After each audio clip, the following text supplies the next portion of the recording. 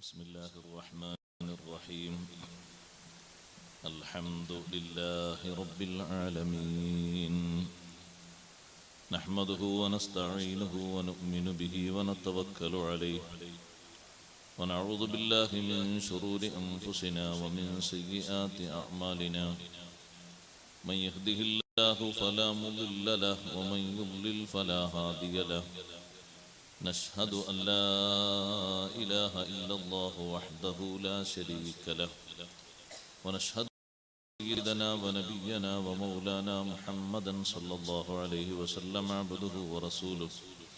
اللهم صل وسلم وبارك على رسولك سيدنا ومولانا محمد وعلى آل وأصحاب سيدنا ومولانا محمد وعلى جميع الأنبياء والمرسلين وآلهم وصحبهم والتابعين لهم بإحسان إلى يوم الدين.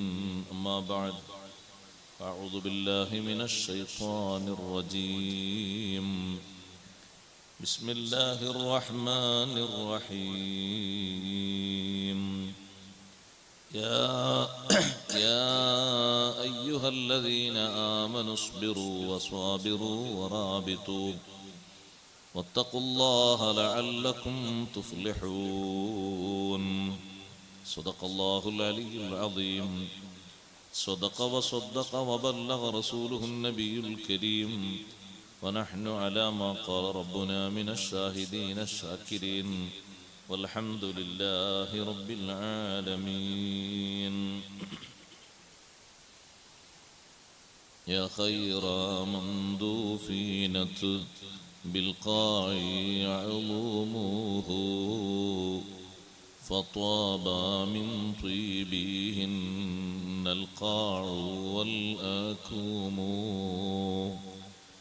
نفسي فداء لقبر أنت ساكنه، فيه العفاف وفيه الجود والكرم. أنت النبي الذي ترجى شفاعته على الصراط إذا ما زلت القدم. وصاحبك فلا أنساهما أبدا، مني السلام عليكم ما جرى القلم. يا ربي بالمصطفى بلغ مقاصدنا، واغفر لنا ما مضى يا واسع الكرم. واعلموا يا أمة سيدنا ومولانا محمد، اللهم صل وسلم وبارك عليه. സർവാദരണീയരായ സാദാത്തുക്കൾ, ഉലമാക്കൾ, ഉസ്താദുമാർ, മുതഅല്ലിംകൾ, കാരണവന്മാരെ, മാന്യ സഹോദരന്മാരെ, സഹോദരിമാരെ, സുഹൃത്തുക്കൾ, അള്ളാഹുവിൻ്റെ അതിമഹത്തായ അനുഗ്രഹത്താൽ അവൻ വലിയ പവിത്രമായി നമ്മെ പഠിപ്പിച്ച പരിശുദ്ധ റജബിൽ ഇത്തരം ഒരു മജ്ലിസിൽ ഒരുമിച്ച് കൂടാൻ കഴിഞ്ഞത് നേരത്തെ സയ്യിദ് അവറുകൾ ഉണർത്തിയതുപോലെ അള്ളാഹു നമുക്ക് നൽകിയ അനുഗ്രഹങ്ങളിൽ വലിയൊരു അനുഗ്രഹമാണ്. അള്ളാഹു സ്വീകരിക്കുമാറാകട്ടെ. റജബ് മാസത്തിലെ എല്ലാ നല്ല അമലുകൾക്കും വലിയ പവിത്രത, പരിശുദ്ധിയും പ്രതിഫലവും അള്ളാഹു നൽകുന്നത് പോലെ നമ്മുടെ ഈ മജ്ലിസും ശേഷം നാളെയും സമാപനവുമായി നടക്കുന്ന മുഴുവൻ സംഗമങ്ങളും ആ രൂപത്തിൽ അള്ളാഹു നമ്മിൽ നിന്ന് സ്വീകരിക്കുമാറാകട്ടെ.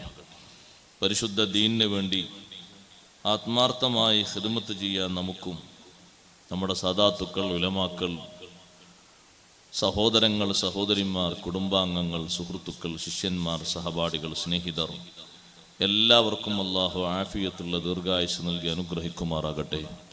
നല്ല നിലയിൽ ജീവിച്ച് നല്ല നിലയിൽ മരണപ്പെട്ട് മഹാന്മാരോടൊപ്പം ചേർക്കപ്പെടുന്നവരിൽ അവരെയും നമ്മെയും അല്ലാഹു ഉൾപ്പെടുത്തുമാറാകട്ടെ. ആമീൻ എന്ന് ആമുഖമായി പ്രാർത്ഥിക്കുന്നു. അല്ലാഹു സുബ്ഹാനഹു വ തആല വിശ്വാസികളോട് ഉപദേശിച്ച ഒരു വലിയ ഉപദേശം സുദീർഘമായി പഠിക്കേണ്ട പറയേണ്ട ഉപദേശമാണ്. സാന്ദർഭികമായി അത് സംബന്ധിയായുള്ള ചില വിഷയങ്ങൾ മാത്രം ഓർമ്മപ്പെടുത്താനാണ് ഞാൻ ആഗ്രഹിക്കുന്നത്. അല്ലാഹു സുബ്ഹാനഹു വ തആല നമുക്ക് നൽകിയ ഏറ്റവും വലിയ അനുഗ്രഹം നമ്മുടെ ഈമാനാണ്. ഈമാനിനേക്കാൾ വലുപ്പമുള്ള ഒരു അനുഗ്രഹവും നമുക്ക് മറ്റൊന്നില്ല. ആ അനുഗ്രഹം അനുഗ്രഹമായി നിലനിർത്തുന്നതിലും പരിപോഷിപ്പിക്കുന്നതിലും ഉറപ്പിച്ചു നിർത്തുന്നതിനും കഠിനാധ്വാനം ചെയ്ത് ജീവിക്കേണ്ട സ്ഥലമാണ് ഈ ദുനിയാവ്. ദുനിയാവിലുള്ള എല്ലാ ത്യാഗങ്ങളും ഈമാനിന്റെ പേരിലാണെങ്കിൽ, ഈമാനുമായി ബന്ധപ്പെട്ട് അനുഭവിക്കുന്ന പരീക്ഷണങ്ങളും വിഷമങ്ങളുമാണെങ്കിൽ ഒട്ടും പതറാതെ ചിതറാതെ പൂർവോപരി കരുത്തോടെ ശക്തിയോടെ മുന്നോട്ട് ഗമിക്കുന്ന മനുഷ്യനാണെങ്കിൽ ആ ഈമാനിന്റെ വിഷയത്തിൽ ഏറ്റവും അധികം അയാൾ സന്തോഷിക്കുന്നതും ആഹ്ലാദിക്കുന്നതും മരണത്തിലും മരണാനന്തര ജീവിതത്തിലുമാണ്.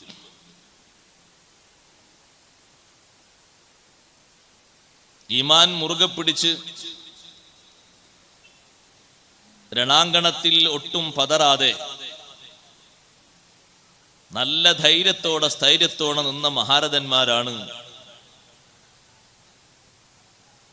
ദുന്യാവിലേക്ക് വീണ്ടും വരാൻ ആഗ്രഹിക്കുന്ന ഉത്തമ വിഭാഗം. അഷ്റഫുൽ ഖൽഖ് സ്വല്ലല്ലാഹു അലൈഹി വസല്ലം പഠിപ്പിച്ചു, മരണാനന്തര ജീവിതത്തിൽ വീണ്ടും ദുനിയാവിലേക്ക് വന്ന് ഒന്നുകൂടി ഈമാനെ ശക്തിപ്പെടുത്തി തിരിച്ചു പോകണമെന്ന് ആഗ്രഹിക്കുന്ന ഏറ്റവും ശ്രേഷ്ഠ വിഭാഗമാണ് ശുഹദാക്കൾ. ശുഹദാക്കൾ അവിടെ എത്തി മരണാനന്തര ജീവിതത്തിൽ അള്ളാഹു നൽകിയ അനുഗ്രഹങ്ങളും സൗകര്യങ്ങളും സൗന്ദര്യങ്ങളും ഒക്കെ ആസ്വദിച്ചപ്പോ വീണ്ടും ഒന്നുകൂടി വിശ്വാസരംഗത്ത് കരുത്താർജിച്ച് പ്രവർത്തിക്കാൻ ദുനിയാവിലേക്ക് മടങ്ങി വരാൻ ചോദിച്ചവരാണ് ശുഹദാക്കൾ. വേറെ ആരും ആ ആഗ്രഹം പ്രകടിപ്പിക്കൂല. നബി സല്ലല്ലാഹു അലൈഹി വസല്ലം നിങ്ങൾ പഠിപ്പിച്ചു, ശുഹദാക്കൾക്ക് അങ്ങനെ ഒരു ആഗ്രഹമുണ്ട്. ശുഹദാക്കൾ അള്ളാഹുവിനോട് ചോദിച്ച ചോദ്യവും അതാണ്. ഉഹുദിലെ ശുഹദാക്കളോട് അല്ലാഹു സുബ്ഹാനഹു വ തആല സംവദിച്ചപ്പോൾ ശുഹദാക്കൾ ചോദിച്ചു, അല്ലാഹുവേ, ഞങ്ങൾക്ക് വലിയ ആഗ്രഹമുണ്ട്, നീ അത് സാധിപ്പിച്ചു തരുമോ? എന്താ നിങ്ങൾ ആഗ്രഹം, നിങ്ങൾ പറയൂ. ശുഹദാക്കൾ പറഞ്ഞു, ഉറദ്ദു ഇലദ്ദുനിയാ സാനിയ വഉഖ്തലു ഫീ സബീലിക സാനിയ. ഒന്നുകൂടി ദുനിയാവിലേക്ക് ഞങ്ങളൊന്ന് മടക്കിത്തരണം, എന്നിട്ട് നിന്റെ മാർഗത്തിൽ അടിയുറച്ചു നിന്ന് വിശുദ്ധ ദീനിന് വേണ്ടി ശക്തമായി നിലകൊണ്ട് പോരാട്ടത്തിലാണെങ്കിൽ അങ്ങനെ ഷഹീദായി തിരിച്ചു വരണം. അത് വിശ്വാസരംഗത്ത് ഈ ദുനിയാവിൽ വെച്ച് അവർ ആർജിച്ചെടുത്ത് അധ്വാനിച്ചതിന്റെ മധുരം ആസ്വദിച്ചപ്പോഴാണ് അള്ളാഹുവിനോട് ആ ചോദ്യം. റബ്ബ് സുബ്ഹാനഹു വ തആല പറഞ്ഞു, ഖസ്സബക മിന്നിൽ ഖൗൽ അന്നഹും ലാ യർജിഊൻ. എന്റെ നേരത്തെയുള്ള തീരുമാനമാണ്, ഇങ്ങോട്ട് വന്നവരൊന്നും തിരിച്ചു പോകൂല. ഇങ്ങോട്ട് വന്നവരൊക്കെ ഇവിടെ തിരിച്ചു പോവുകയില്ല. ആ സമയത്ത് ഞാനിത് പറയുമ്പോൾ വിഷയം ശരിക്കും നമ്മൾ ശ്രദ്ധിക്കണം. വിശ്വാസത്തിന്റെ ഏറ്റവും വലിയ സന്തോഷം നമ്മൾ അനുഭവിക്കുന്നത് ഭൗതിക ലോകത്ത് വെച്ചല്ല. വിശ്വാസത്തിന്റെ ഏറ്റവും വലിയ സന്തോഷം അനുഭവിക്കുന്നത് രണ്ട് ഘട്ടങ്ങളാണ്. ഒന്ന് മരണവും മരണാനന്തര ജീവിതവും. അള്ളാഹു നമുക്ക് തൗഫീഖ് നൽകുമാറാകട്ടെ. അവിടെയാണ് ശരിക്കും നമുക്ക് ഉറപ്പ് വേണ്ടത്. അതിനാണ് ഈ കഠിനാധ്വാനങ്ങളൊക്കെ നടത്തുന്നത്.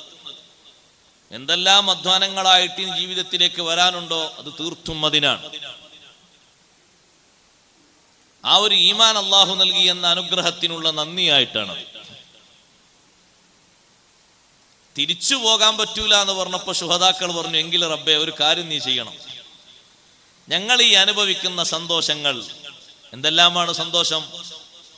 ശുഹദാക്കൾ അവരുടെ ആത്മാവുകൾ സ്വർഗലോകത്ത് പാറിക്കളിക്കുകയാണ്. ചില ഹദീസുകളിൽ കാണാം, ചെറിയ പക്ഷികളുടെ വലുപ്പത്തിലായിട്ട്. ഏറ്റവും ചെറിയ പക്ഷിയെ സങ്കല്പിച്ചോളൂ. ഓരോ ശുഹദാക്കിന്റെയും റൂഹുകൾ പച്ച പക്ഷികളുടെ കോലത്തിലായി സ്വർഗത്തിലെ തടാകത്തിന്റെ അടുത്ത്, മരങ്ങളിൽ, അവിടെയുള്ള കൊട്ടാരങ്ങളിൽ പാറിപ്പറന്ന് ഉല്ലസിച്ച് നടക്കുകയാണ്.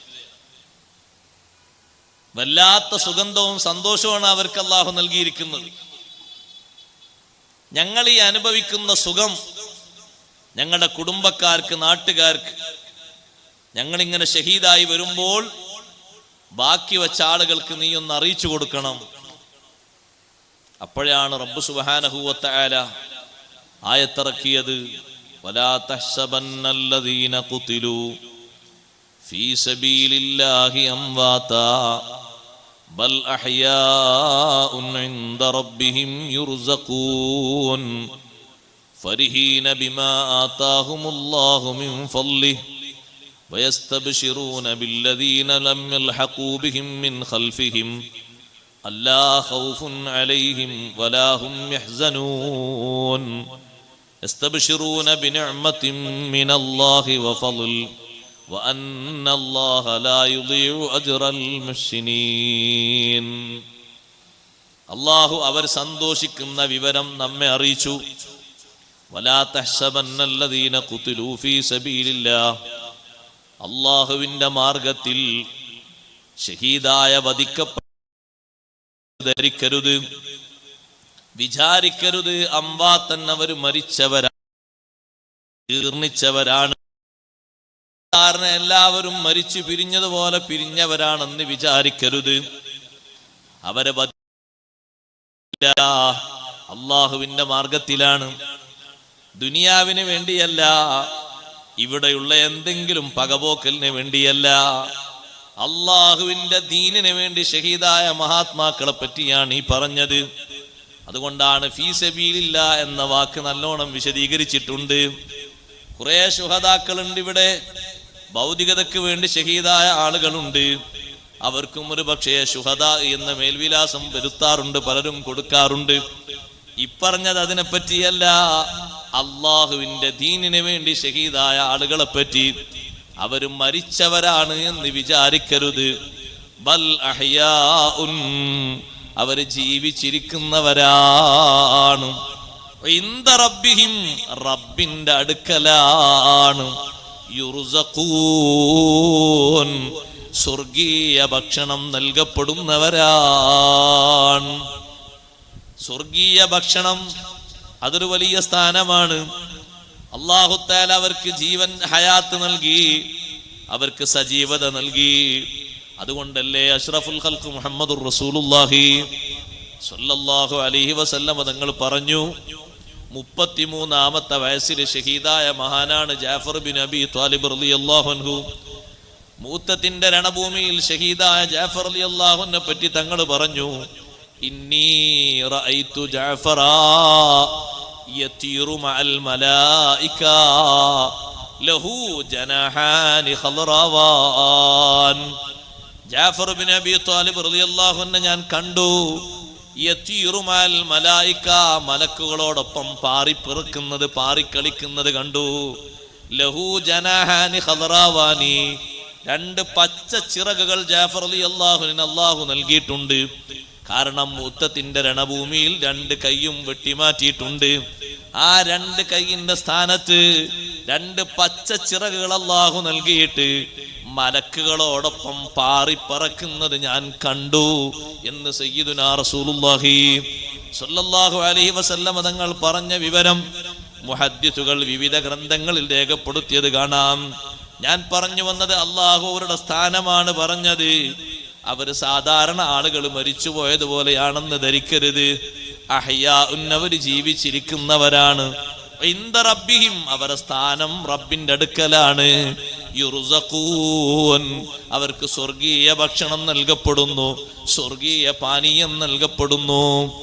ഫർഹീന ബിമാ ആതാഹുമുല്ലാഹു മിൻ ഫളിഹി, അല്ലാഹു അവന്റെ ഔദാര്യത്തിൽ നിന്ന് അവർക്ക് എന്തെല്ലാം നൽകിയോ അതുകൊണ്ട് അവർ അതീവ സന്തുഷ്ടരാണ്. വല്ലാത്ത സന്തോഷം. നമ്മുടെ ജീവിതമൊക്കെ ഭാഗ്യമായി പോയി.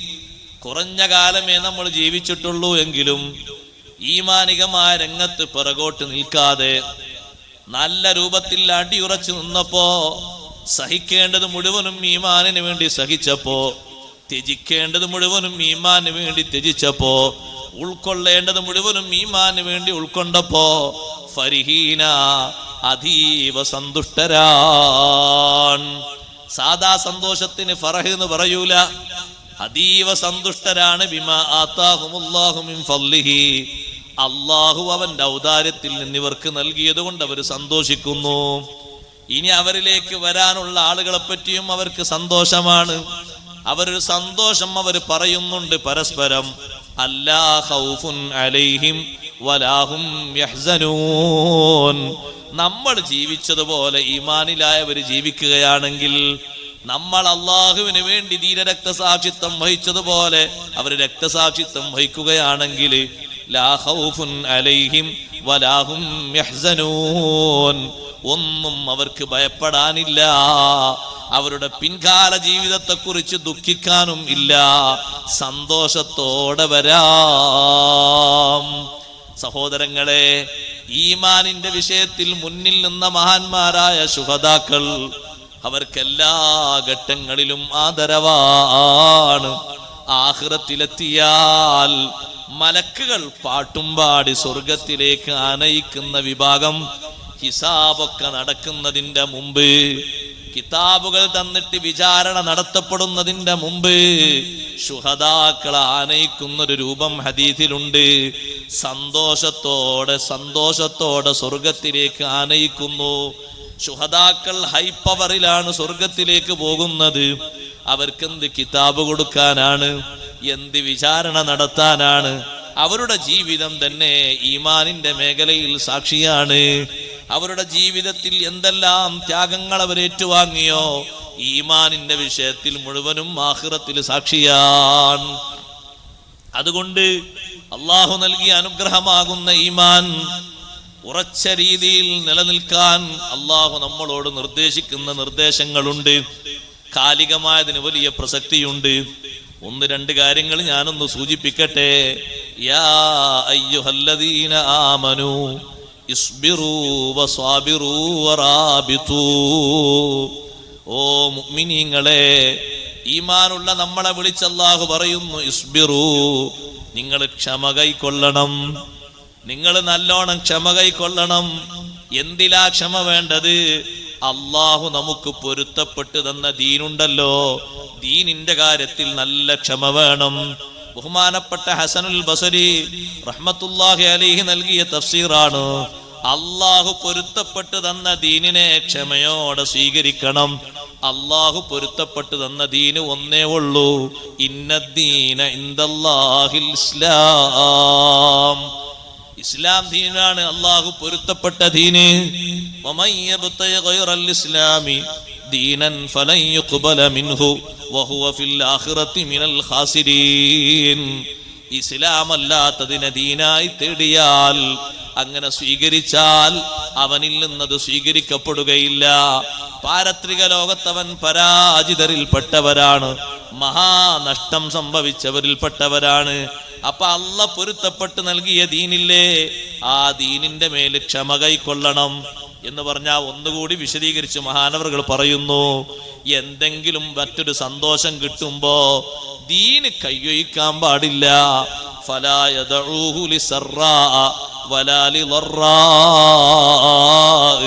ഒരു സന്തോഷം ദീനിന്റെ മേഖലയിൽ അല്ലാതെ കിട്ടുമ്പോ ദീൻ ഒഴിവാക്കിയിട്ട് മറ്റു മേഖലയിലേക്ക് പോകരുത്.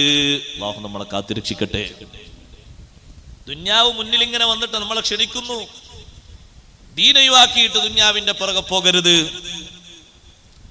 ദീനില്ലാത്ത ആളുകള് ഈ ദീന് പരിത്യജിച്ചു വന്നാൽ എന്തും തരാൻ തയ്യാറാണ്.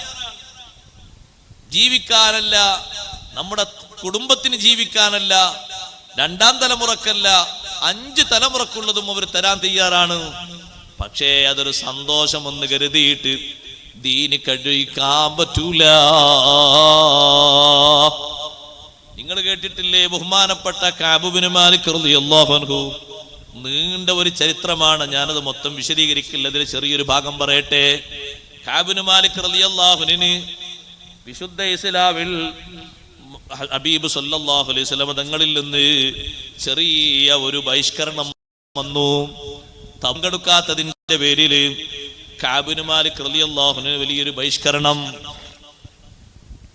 തബൂക്ക് യുദ്ധത്തിന് പോകാനുള്ള കഴിവൊക്കെ ഉണ്ട്, പക്ഷെ പോയില്ല. നമ്മളെ കൂട്ടത്തിലുണ്ടാവും ചില ആൾക്കാർ അങ്ങനെ. ഇവിടെ തൃക്കരിപ്പൂര് നല്ലൊരു മജ്‌ലിസ് നടക്കുന്നുണ്ട്, വൈകുന്നേരം വരെ പോകാന്ന് കരുതി. ഇനിയിപ്പോ ഇന്നലെ നാളെ ഉണ്ടല്ലോ, നാളെ പോകാന്ന് കരുതി.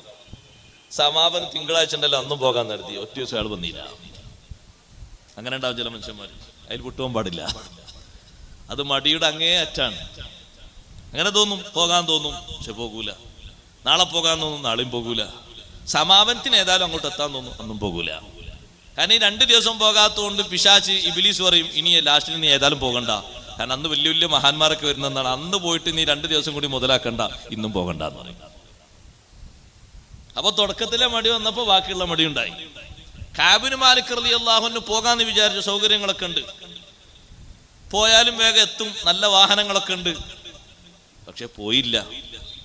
മഹാനവറുകൾ മടിയായിട്ടൊന്നുമല്ല, കാരണം വ്യക്തമായി പറയാനുമില്ല. നബി സല്ലല്ലാഹു അലൈഹി വസല്ലം വന്നപ്പോ കഅബ് റളിയല്ലാഹു അൻഹു ചോദിച്ചു, എന്തേ കഅബ നിങ്ങൾ പിന്തിയത്? കഅബ് നബിയെ, തങ്ങളല്ലാത്ത മറ്റൊരാളെ മുന്നിലാണ് ഞാൻ ഈ ഇരിക്കുന്നതെങ്കിൽ സത്യം കൊണ്ട് പറഞ്ഞു ഞാൻ അങ്ങോട്ട് തടി രക്ഷപ്പെടുത്തുമായിരുന്നു. പക്ഷെ തങ്ങളെ മുന്നിൽ വെച്ച് ഞാനത് ചെയ്യില്ല. അതുകൊണ്ട് ഞാൻ പറയട്ടെ, മാലി മിൻ ഉദുർ, ഒരു കാരണവുമില്ല. നബി സല്ലല്ലാഹു അലൈഹി വസല്ലം തങ്ങൾ പറഞ്ഞു, ആളുകൾ വന്ന് കാരണം പറഞ്ഞു പോയിട്ടുണ്ട്. കഅബ് ബിൻ മാലിക് റളിയല്ലാഹു അൻഹു വിഷയം പറഞ്ഞപ്പോൾ തങ്ങൾ പറഞ്ഞു, അമ്മാ ഹാദാ ഫഖദ് സദഖ, ഇദ്ദേഹം സത്യം പറഞ്ഞിരിക്കുന്നു. അല്ലാഹുവിന്റെ തീരുമാനപ്രകാരം ബഹിഷ്കരണം. ആരും സലാം പറയരുത്, സലാം മടക്കരുത്, കൂട്ടുകൂടരുത്, സമ്പർക്കത്തിലാകരുത്. മനസ്സിലാക്കണം, ഇത് വലിയൊരു പരീക്ഷണമാണ്, ഈമാന്റെ പരീക്ഷണം. ആ ഘട്ടത്തിൽ ബഹുമാനപ്പെട്ട കഅബ് ബിൻ മാലിക് റളിയല്ലാഹു അൻഹു ഒരു ദിവസം അങ്ങാടിയിൽ നിൽക്കുമ്പോൾ കഅബ് റളിയല്ലാഹു അൻഹു അന്വേഷിച്ച ഒരാൾ വരുന്നു. ആരാണ് ഈ കഅബ് ബിൻ മാലിക്കും ചോദിക്കുന്നുണ്ട്. അപ്പോ ബാക്കിയുള്ള സ്വഹാബിമാരൊക്കെ ചൂണ്ടിക്കാണിച്ചു കൊടുത്തു, അതാ ആ നിൽക്കുന്ന ആളാണ്. നിങ്ങളാണോ കഅബ് ബിൻ മാലിക്? അതെ, ഞാനാണ്. എന്തേ? നിങ്ങൾക്കൊരു കത്തുണ്ട്, കത്ത് തരാൻ വേണ്ടി വന്നതാണ്. ആരുടേതാ കത്ത്? മലിക് ഗസ്സാൻ രാജാവിന്റെ. ഗൈനാട്ടോ, ഗസ്സാനല്ല, ഗസ്സാൻ രാജാവിന്റെ കത്ത്. ഗസ്സാൻ രാജാവിന്റെ കത്ത് കഅബ് ബിൻ മാലിക് റളിയല്ലാഹു അൻഹു ഇങ്ങനെ ഒന്ന് തുറന്ന് വായിച്ചു നോക്കിയപ്പോ അതിലെന്താ ഉള്ളതെന്നറിയോ? നിങ്ങളെ നേതാവ് ഏതായാലും നിങ്ങൾ ഒഴിവാക്കിയില്ലേ, നിങ്ങൾ തൽക്കാലം ഇങ്ങോട്ട് പോരി, എല്ലാ സുഖ സൗകര്യങ്ങളും തരാം.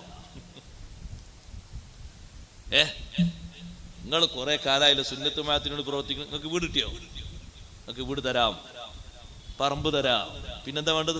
പൊന്നും തരാം, പെണ്ണ് വേണോ? പെണ്ണും തരാം, ഇങ്ങോട്ട് പോരി. ക്ഷണിക്കുന്നവർ എത്ര പേരുണ്ട്? നമ്മൾ ശരിക്കും ശ്രദ്ധിക്കണം. നമ്മൾ നല്ലോണം ആലോചിക്കണം.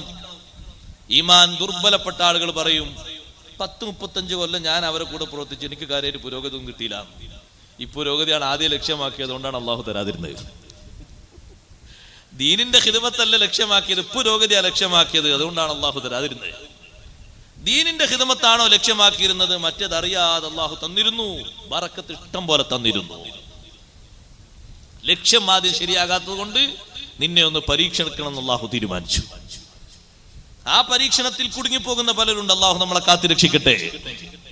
നിനക്ക് ദുന്യാവരും ദുന്യാവിന്റെ ആൾക്കാർ വരും ദീൻ ഒഴിവാക്കാൻ വേണ്ടി. കഅബ് ബിൻ മാലിക് റളിയല്ലാഹു അൻഹു കത്തിങ്ങനെ വായിച്ചു നോക്കി. സഹോദരങ്ങളെ, കത്ത് കണ്ടപ്പോ മഹാനവറുകൾ പറഞ്ഞു, വഹാദാ ഐളം മിനൽ ബലാ, ഇതും മറ്റൊരു പരീക്ഷണമാണ്. അഷ്റഫുൽ ഖൽഖ് മുഹമ്മദുർ റസൂലുള്ളാഹി സ്വല്ലല്ലാഹു അലൈഹി വസല്ലമ തങ്ങളെ വിട്ട് മറ്റൊരു രാജാവിനെ സ്വീകരിക്കുകയോ, തങ്ങളുടെ മദീന വിട്ട് മറ്റൊരു രാജാവിന്റെ കേന്ദ്രത്തിൽ പോയി അഭയം തേടുകയോ, കത്ത് വലിച്ചങ്ങ് കീറിയിട്ട് അടുപ്പിലേക്കിട്ടു.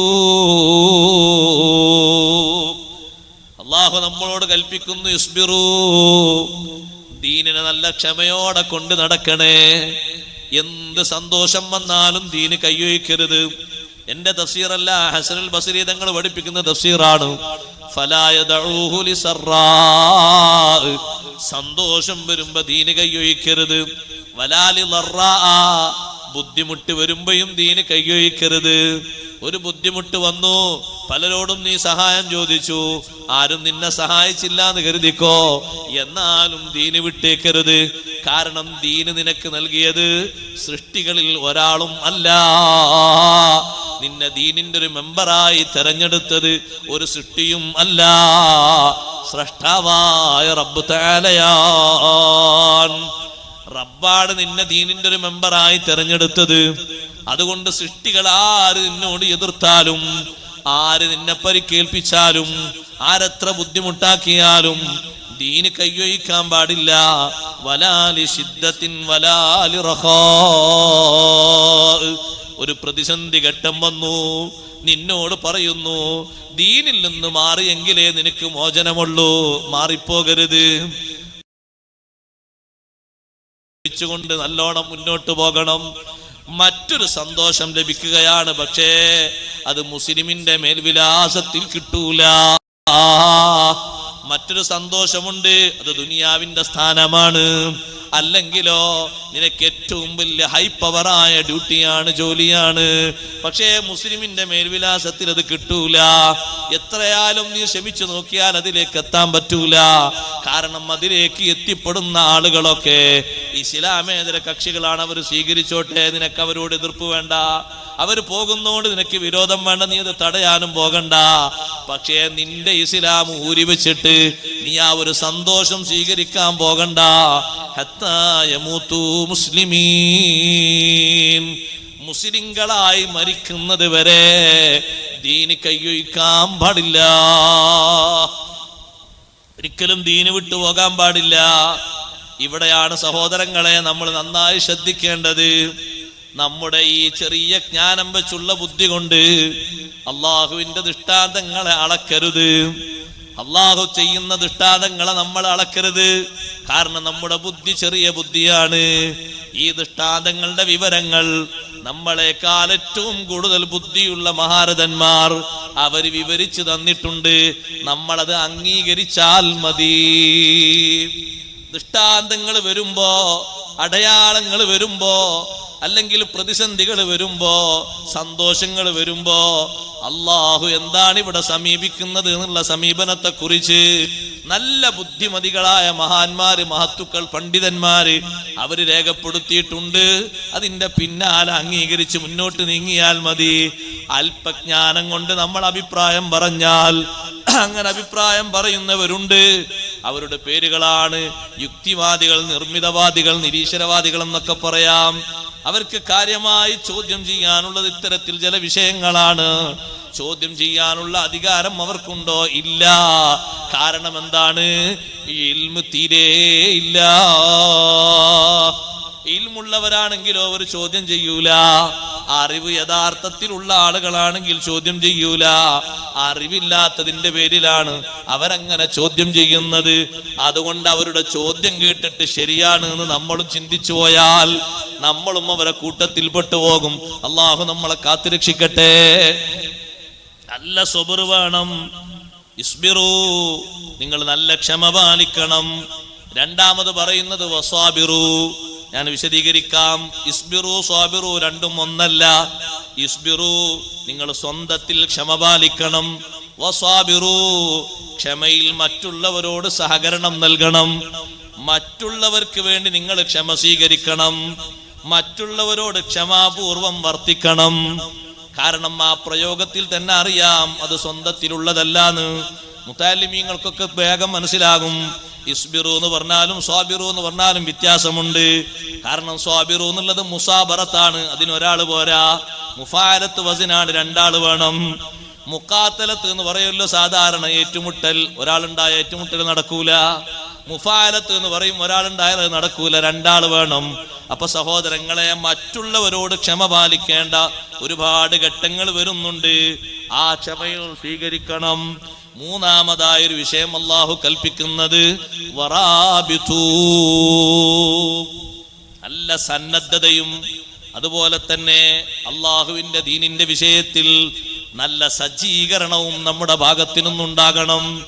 സന്നദ്ധതയും സജ്ജീകരണവും ഈ ക്ഷമയും മറ്റുമൊക്കെ ശരിക്കങ്ങോട്ട് കൊണ്ടുപോകാനുള്ളൊരു മാർഗമാണ്, പ്രതിരോധത്തിന്റെ മാർഗമാണ്. ഇസ്ബിറു വസ്വാബിറു വറാബിതു. അത് മൂന്നും കിട്ടിക്കഴിഞ്ഞാൽ വത്തഖുല്ലാഹ്, തഖ്വയുടെ മാർഗമാണ് ഇത് മൂന്നും. ആ തഖ്വയിൽ തന്നെ ഉറച്ചു മുന്നോട്ട് നീങ്ങണം. ലഅല്ലക്കും തുഫ്ലിഹൂൻ, നിങ്ങൾ വിജയിക്കുന്നവരായി തീരാൻ വേണ്ടി. മറ്റു പല ഭാഷകളിലും ഈ ആയത്തിനെ തഫ്സീർ ചെയ്തിട്ടുണ്ട്. ഇമാം റാസി റളിയല്ലാഹു അൻഹു അടക്കമുള്ള മഹാന്മാര് പണ്ഡിതന്മാര് പഠിപ്പിച്ചു, മനുഷ്യന്റെ അവസ്ഥകൾ മൊത്തത്തിൽ രണ്ട് വിധമാണ്.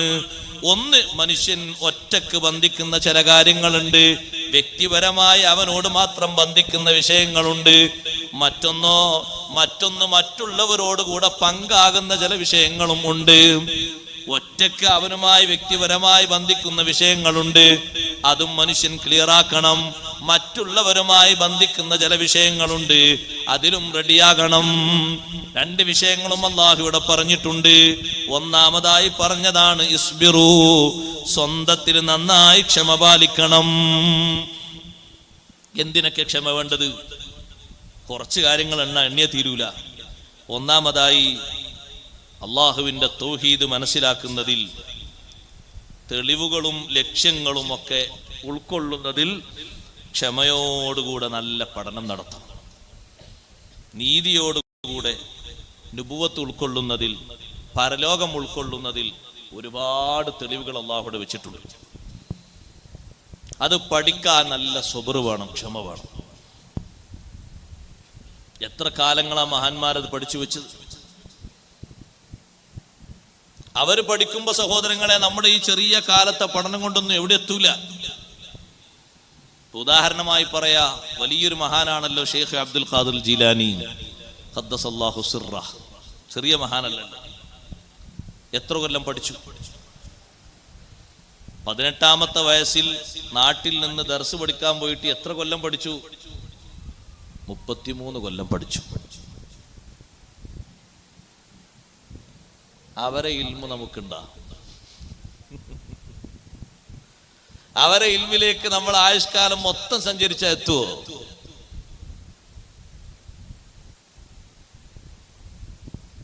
ഇത് എനിക്ക് വേണമെന്നില്ല ഈ സാധനം.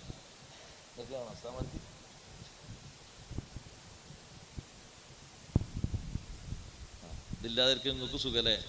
അതാണ്.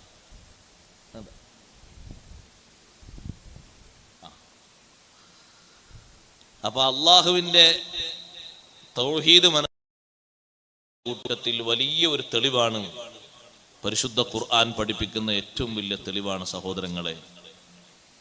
തൗഹീദ് മനസ്സിലാക്കാൻ, എല്ലാ മനുഷ്യന്മാർക്കും മനസ്സിലാക്കാൻ അള്ളാഹു പറഞ്ഞു, ഉഅ്ബുദൂ റബ്ബക്കുമുല്ലദീ ഖലഖക്കും, നിങ്ങളെ സൃഷ്ടിച്ച് പരിപാലിക്കുന്നവനെ നിങ്ങൾ അംഗീകരിക്കുക, അവന്റെ ഏകത്വം വിശ്വസിക്കുക.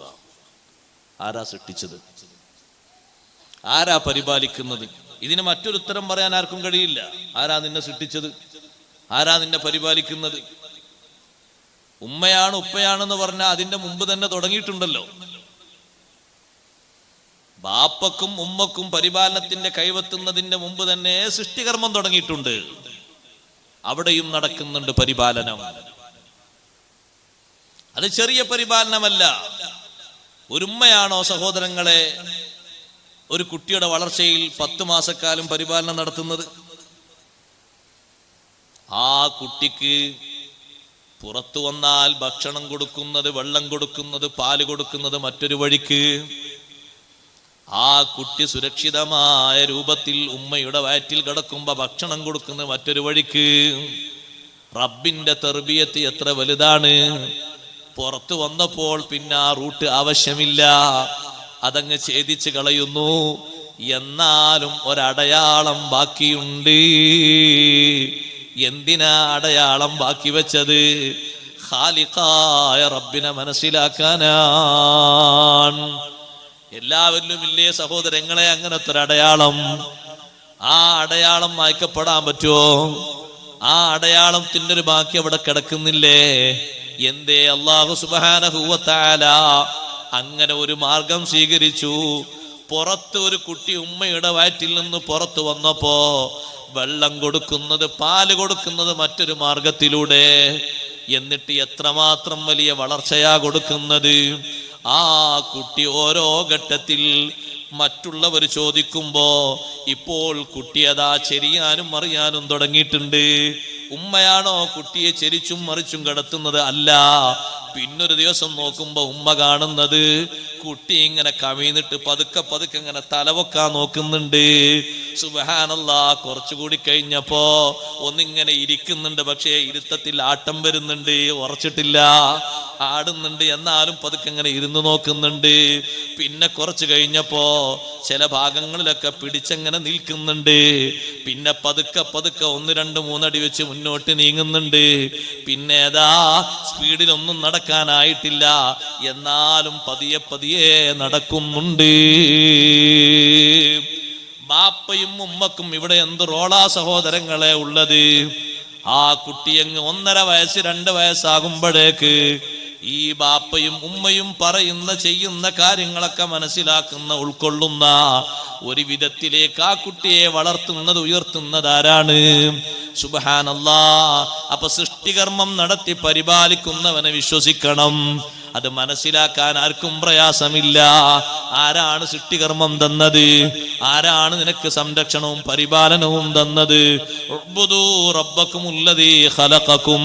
സഹോദരങ്ങളെ, അല്ലാഹു ആഖിറമുണ്ടെന്നതിന് തെളിവായി വെച്ചത്, പരലോക ജീവിതമുണ്ടെന്നതിന് തെളിവായി വെച്ച ഖുർആനിൽ പലയിടങ്ങളിലും എണ്ണി പറഞ്ഞൊരു തെളിവാണല്ലോ മഴയും മഴ കൊണ്ട് ഉണ്ടായിത്തീരുന്ന പുരോഗതികളും. തരിശു ഭൂമിയിലേക്ക് മഴ വർഷിക്കുന്നു. ആ മഴ വർഷിച്ചിട്ട് കുറച്ചുകൂടി ദിവസം കഴിയുമ്പോ ഒരു കർഷകനും അങ്ങോട്ട് ചെല്ലുന്നില്ല. നല്ല പുല്ലവിടെ മുളച്ചു വരുന്നു, കാണാൻ നല്ല ഭംഗിയുള്ള ഒരു പുൽമേടായി മാറുന്നു. 2-3 ദിവസം മുമ്പ് കുട്ടികൾ കളിച്ചിരുന്ന നല്ലൊരു കളി ഗ്രൗണ്ടാണത്. ഒരൊറ്റ ഉണങ്ങിയ പുല്ലോ മറ്റോ ഒന്നും അവിടെ കാണാനില്ല. ക്ലീനായി കിടക്കുന്ന സ്ഥലമാണ്. അവരങ്ങനെ കളിച്ചിട്ട് അവിടൊക്കെ നല്ലോണം വട്ടമായിട്ടുണ്ട്, വൃത്തിയായിട്ടുണ്ട്. മഴ പെയ്തിട്ട് ഒരു 2-3 ദിവസം കഴിഞ്ഞപ്പോഴേക്ക് കാണാൻ നല്ല പച്ചപ്പുള്ള സ്ഥലമായി. കദാലിക നുഖ്രിജുൽ മൗതാ ലഅല്ലകും തദക്കറൂൻ. വെള്ളം ഇങ്ങനെ മുകളിൽ നിന്ന് താഴെ വന്നിട്ട് ഒന്നുമില്ലാത്ത തരിശു ഭൂമിയില് എല്ലാ തരം വെള്ളവും വളവും ഒക്കെ എല്ലാവരും ഒഴിച്ചു കൊടുക്കാതെ തന്നെ മഴ പെയ്തിട്ട് ഈ പുല്ലൊക്കെ മുളച്ച്, സസ്യങ്ങൾ മുളച്ച്, പലതും മുളച്ചില്ലേ? അപ്രകാരം നുഖ്രിജുൽ മൗതാ, മരിച്ചവരെ നാം പുറത്തു കൊണ്ടുവരും. ലഅല്ലകും തദക്കറൂൻ. നിങ്ങൾ ചിന്തിക്കാനാണ്, ഓർമ്മിക്കാനാണ് ഇടക്കിടക്ക് ഇങ്ങനെ മഴ തരുന്നത്, ഇടക്കിടക്ക് ആ മഴ കൊണ്ട് മുളപ്പിക്കുന്നത്. ഒരു സ്ഥലത്തല്ല, ഒരുപാട് സ്ഥലങ്ങളിൽ അല്ലാഹു ഖുർആനിലൂടെ വിശദീകരിച്ചിട്ടുണ്ട്. നിഷേധിക്കാൻ കഴിയാത്ത വലിയൊരു തെളിവാണ്. ഇങ്ങനെ ധാരാളം തെളിവുകൾ വെച്ചിട്ടുണ്ട്. മനുഷ്യന്റെ ശരീരത്തിൽ തന്നെ എത്രമാത്രം തെളിവുകളാണ് അള്ളാഹു വെച്ചത്. പ്രാപഞ്ചിക ലോകത്ത് എത്രമാത്രം തെളിവുകളാണ് വെച്ചത്. സനുരീഹിം ആയാതിനാ ഫിൽ ആഫാഖി വഫീ അൻഫുസിഹിം ഹത്താ യതബയ്യന ലഹും അന്നഹുൽ ഹഖ്. നമ്മുടെ ദൃഷ്ടാന്തങ്ങൾ നാം അവർക്ക് കാണിച്ചു കൊടുക്കും. അതേ ഫിൽ ആഫാഖ്, ഭൂമിയുടെ വിവിധ ഭാഗങ്ങളിൽ. ഇതേതാ ജില്ല? കാസർഗോഡ് ജില്ല. കുറച്ച് വർഷങ്ങൾക്ക് മുമ്പല്ലേ കണ്ണൂർ ജില്ലയിൽ ഒരു ചുവന്ന മഴ പെയ്തത് അല്ലേ? പരിശോധന റിപ്പോർട്ട് ഇതുവരെ വന്നിട്ടില്ല. എന്ത് പരിശോധിക്കാനാ? അതിനും കുറെ വർഷങ്ങൾക്ക് മുമ്പ് തിരൂര് ഭാഗത്ത് മത്സ്യമഴ പെയ്തു. മുകളിൽ നിന്ന് ഇങ്ങനെ മത്സ്യം വന്ന് വീയന്നെ വെള്ളത്തിന്റെ കൂടെ. അള്ളാഹു അവന്റെ ദൃഷ്ടാന്തങ്ങളെ ഏതെല്ലാം തരത്തിൽ വെളിവായി കൊടുക്കും. കൽമയ വർഷിച്ചിട്ടില്ലേ? ഇനിയും വർഷിക്കും കൽമയ. കൽമയ വർഷിക്കുമ്പോ ഒരു ഭാഗത്ത് വെള്ളത്തുള്ളികൾ ഇങ്ങനെ വീഴുന്നതിന്റെ കൂടെ ചെറിയ ചെറിയ കല്ലുകൾ വീഴും. പക്ഷെ ആ കല്ല് ശരീരത്തിലെത്തിയാൽ എവിടെ എത്തുന്നോ അവിടെ അത് ഓട്ടയായി ഉരുകി ഇപ്പുറത്തേക്ക് വരും. അത് സാധാ കല്ലല്ല, പെറുക്കിയെടുത്ത് കീശയിൽ കൊണ്ടാൻ പറ്റുന്ന കല്ലല്ല. അത് അല്ലാഹു തആല തരുന്ന വലിയൊരു ദൃഷ്ടാന്തമായിട്ടാണ്. ആർക്ക് തടഞ്ഞു നിർത്താൻ കഴിയും? പോകട്ടെ, കാറ്റിനെ നിയന്ത്രിക്കാൻ ആർക്കെങ്കിലും കഴിവുണ്ടാവും? ഇവിടെ കാറ്റടിച്ച് വീശുമ്പോൾ ഒരാൾ വന്ന് കണ്ണൂർ വിമാനത്താവളത്തിൽ ഇറങ്ങിയാണ്, കാറ്റ് ശക്തമായി അടിച്ചു വീശുകയാണെങ്കിൽ മുകളിലേക്ക് മെസ്സേജ് കൊടുക്കുന്നു, തൽക്കാലം ആ വിമാനം അങ്ങോട്ട് പോട്ടെ, നെടുമ്പാശ്ശേരിയിലേക്ക്. അവിടെ എത്തുമ്പോ അവിടെ ഈ സ്ഥിതി അതാണ്. മൂടൽ മഞ്ഞും മഴയാണ്, താഴോട്ട് ഇറങ്ങാൻ പറ്റുന്നില്ല. പോകട്ടെ, അപ്പുറത്ത് തിരുവനന്തപുരത്തേക്ക്. എന്ത് പ്രതിരോധത്തിന്റെ ശക്തിയാ മനുഷ്യരിലുള്ളത്, ഉപകരണങ്ങളിലുള്ളത് എന്താണ്? മഴയെ നിയന്ത്രിക്കാൻ, വെള്ളത്തെ നിയന്ത്രിക്കാൻ എന്ത് ഉപകരണങ്ങളാ ഉള്ളത്? പൊട്ടി ഒഴുകി വരുന്ന വെള്ളത്തെ എന്തുകൊണ്ടാ മനുഷ്യന് തടുത്തു നിർത്താൻ കഴിയുന്നത്? ഒഴിവാകാനല്ലേ നേരത്തെ സിഗ്നൽ കൊടുക്കുന്നത്? തടുത്തു നിർത്താനുള്ള വല്ല ഉപകരണവും കണ്ടെത്തിയിട്ടുണ്ടോ? ഒരു മലയെങ്ങാനും പൊട്ടിയിട്ട് വെള്ളം ഇങ്ങോട്ടൊഴുകിയാൽ തടഞ്ഞു നിർത്താൻ എന്ത് ഉപകരണങ്ങളാ മനുഷ്യന്റെ കയ്യിലുള്ളത്? സഹോദരങ്ങളെ, റബ്ബ് സുബ്ഹാനഹു വ തആല അവൻ തരുന്ന അടയാളങ്ങളിൽ ഒരുപാട് പഠിക്കാനുണ്ട്. അത് അല്ലാഹുവിന്റെ തൗഹീദിനെ കുറിച്ച് പഠിക്കാനാണ്, തൗഹീദിനെ കുറിച്ച് മനസ്സിലാക്കാനാണ്. നല്ല ക്ഷമാപൂർവം പഠിക്കേണ്ട വിഷയം അതാണ്. നിങ്ങൾ നോക്ക്, ലോകത്ത് മുഴുവനുമുള്ള ആളുകൾ ഒരേ രൂപത്തിൽ നിശ്ചലാവസ്ഥയിലായില്ലേ? ഇന്നും കണ്ടെത്തിയിട്ടുണ്ടോ സുഗമമായൊരു മരുന്ന്? നിശ്ചലാവസ്ഥയിലായില്ലേ? ഇപ്പോഴല്ല, അതിന് കുറെ മുമ്പ് പഴയ കാലത്ത് നാടുകളിലൊക്കെ വസൂരി പടർന്നു പിടിക്കുന്ന ഒരു കാലം ഉണ്ടായിരുന്നില്ലേ? ആ വസൂരിയും വബാവും ത്വാഊനൊക്കെ നീങ്ങാൻ മങ്കൂസ് മൂലിതാണെന്നൊക്കെ എല്ലാവരും ആശ്രയിച്ചത്. എന്ത് മരുന്നാ നിർദ്ദേശിക്കുക? അല്ലാഹു സുബ്ഹാനഹു വ തആല നമ്മുടെ ശരീരങ്ങളിലൂടെ കാണിച്ചിരുന്ന ദൃഷ്ടാന്തങ്ങൾക്ക് കയ്യും കണക്കൂല്ല. വലിയ ദൃഷ്ടാന്തങ്ങളല്ലേ നമ്മുടെ ശരീരത്തിൽ അല്ലാഹു വെച്ചിരിക്കുന്നത്. ആ ദൃഷ്ടാന്തങ്ങളിൽ ഒന്നാണ് സഹോദരങ്ങളെ, നമ്മളിങ്ങനെ ഉറങ്ങിക്കിടക്കുന്ന സമയത്ത് തുറന്നു കിടക്കുന്ന അവയവങ്ങൾ പലതും ഉണ്ട്. പക്ഷേ ഒരൊറ്റ അവയവത്തിന്റെ ഉള്ളിലൂടെയും ഒരു ഉറുമ്പിനങ്ങോട്ട് ഉള്ളിലേക്ക് കയറാൻ കഴിയൂല. കാരണം അല്ലാഹു സുബ്ഹാനഹു വ തആല അവിടൊക്കെ കാവൽക്കാരെ നിർത്തിയിട്ടുണ്ട്. മൂക്ക് നോക്കൂ, മൂക്കിന്റെ ഉള്ളിലേക്ക് ഒരു ഉറുമ്പിന് സുഖമായി കയറി പോകാൻ പറ്റുമോ? അല്ല. കണ്ണിന്റെ ഉള്ളിലേക്ക് കയറി പോകാൻ പറ്റുമോ? ചിലരൊക്കെ കണ്ണ് തുറന്നു കിടക്കും. കാതിന്റെ ഉള്ളിലേക്ക് കയറി പോകാൻ പറ്റുമോ? ഇല്ല. എല്ലാ ഭാഗങ്ങളിലും അല്ലാഹു സുബ്ഹാനഹു വ തആല കാവൽക്കാരെ നിർത്തിയിട്ടുണ്ട്. നമ്മൾ ഉറങ്ങുകയാണ്, ഉറങ്ങുന്ന സമയത്ത് ഒരു ഉറുമ്പ് വന്ന് ഉമിനീര് തട്ടിയിട്ട് നാവിലൂടെ എത്ര പെട്ടെന്നാ നമ്മുടെ മനസ്സിലേക്ക് അതിന്റെ ഉണർവെത്തുന്നത്. ആ ഉറക്കത്തിൽ തന്നെ തുപ്പിക്കളയുന്നു. അപ്പൊ അടുത്ത് കിടക്കുന്ന അയാൾ ഉറങ്ങിയിട്ടില്ല. എന്താ ഇയാളിങ്ങനെ മനുഷ്യന്റെ മേത്തേക്ക് തുപ്പുന്നു? അപ്പൊ അയാൾ വിളിച്ചു നോക്കി, എന്താ ഇങ്ങനെ തുപ്പുന്നു? നിങ്ങൾ എന്റെ ശരീരത്തിലേക്കാണ് തുപ്പിയത്? അല്ല, എന്തോന്ന് എന്റെ നാവിൽ വന്നൊന്നിങ്ങനെ ഒരു നരിച്ചതുപോലെ തോന്നി. തുപ്പിയ സ്ഥലത്തേക്ക് നോക്കുമ്പോ ശരിയാണ്, ഒരു ഈച്ച. കണ്ട, ഇയാള് വിളിച്ചിട്ടാണ് മറ്റാൾ ഉണർന്നത്. അപ്പൊ അതിൻ്റെ ഇടയിൽ കാര്യങ്ങളൊക്കെ പ്രതിരോധങ്ങളൊക്കെ നടക്കുന്നു അല്ലെ. മൂട്ട കടിക്കുമ്പോ കൊതുക് കടിക്കുമ്പോഴൊക്കെ ആ ടൈമിൽ തന്നെ അതിൽ തടയുന്ന കണ്ടില്ലേ. പക്ഷെ ആ തടവുന്നത് കൊണ്ടോ അങ്ങോട്ടും ഇങ്ങോട്ടും പറിച്ചിടുന്നത് കൊണ്ടോ ഉറക്കിന് യാതൊരു തകരാറില്ല, അതങ്ങനെ സുഗമമായി മുന്നോട്ട് പോകുന്നുണ്ട്. നമ്മുടെ ശരീരത്തിൽ തന്നെ അള്ളാഹുവിനെ മനസ്സിലാക്കാൻ എത്രമാത്രം തെളിവുകൾ അള്ളാഹു വെച്ചിട്ടുണ്ട്. പ്രാപഞ്ചിക ലോകത്ത് എത്ര തെളിവുകൾ വെച്ചിട്ടുണ്ട്, പഠിച്ചു തീർക്കാൻ കഴിയാത്ത അത്രയും തെളിവുകളുണ്ട്. അപ്പൊ ആ തെളിവുകളെ കുറിച്ച് പഠിക്കാനും മനസ്സിലാക്കാനും നല്ല ക്ഷമ വേണം. ക്ഷമാപൂർവം വീണ്ടും വീണ്ടും പഠിക്കണം. ആശങ്കയുള്ള ആളുകൾക്ക് പഠിക്കലാണ് വലിയ മരുന്ന്.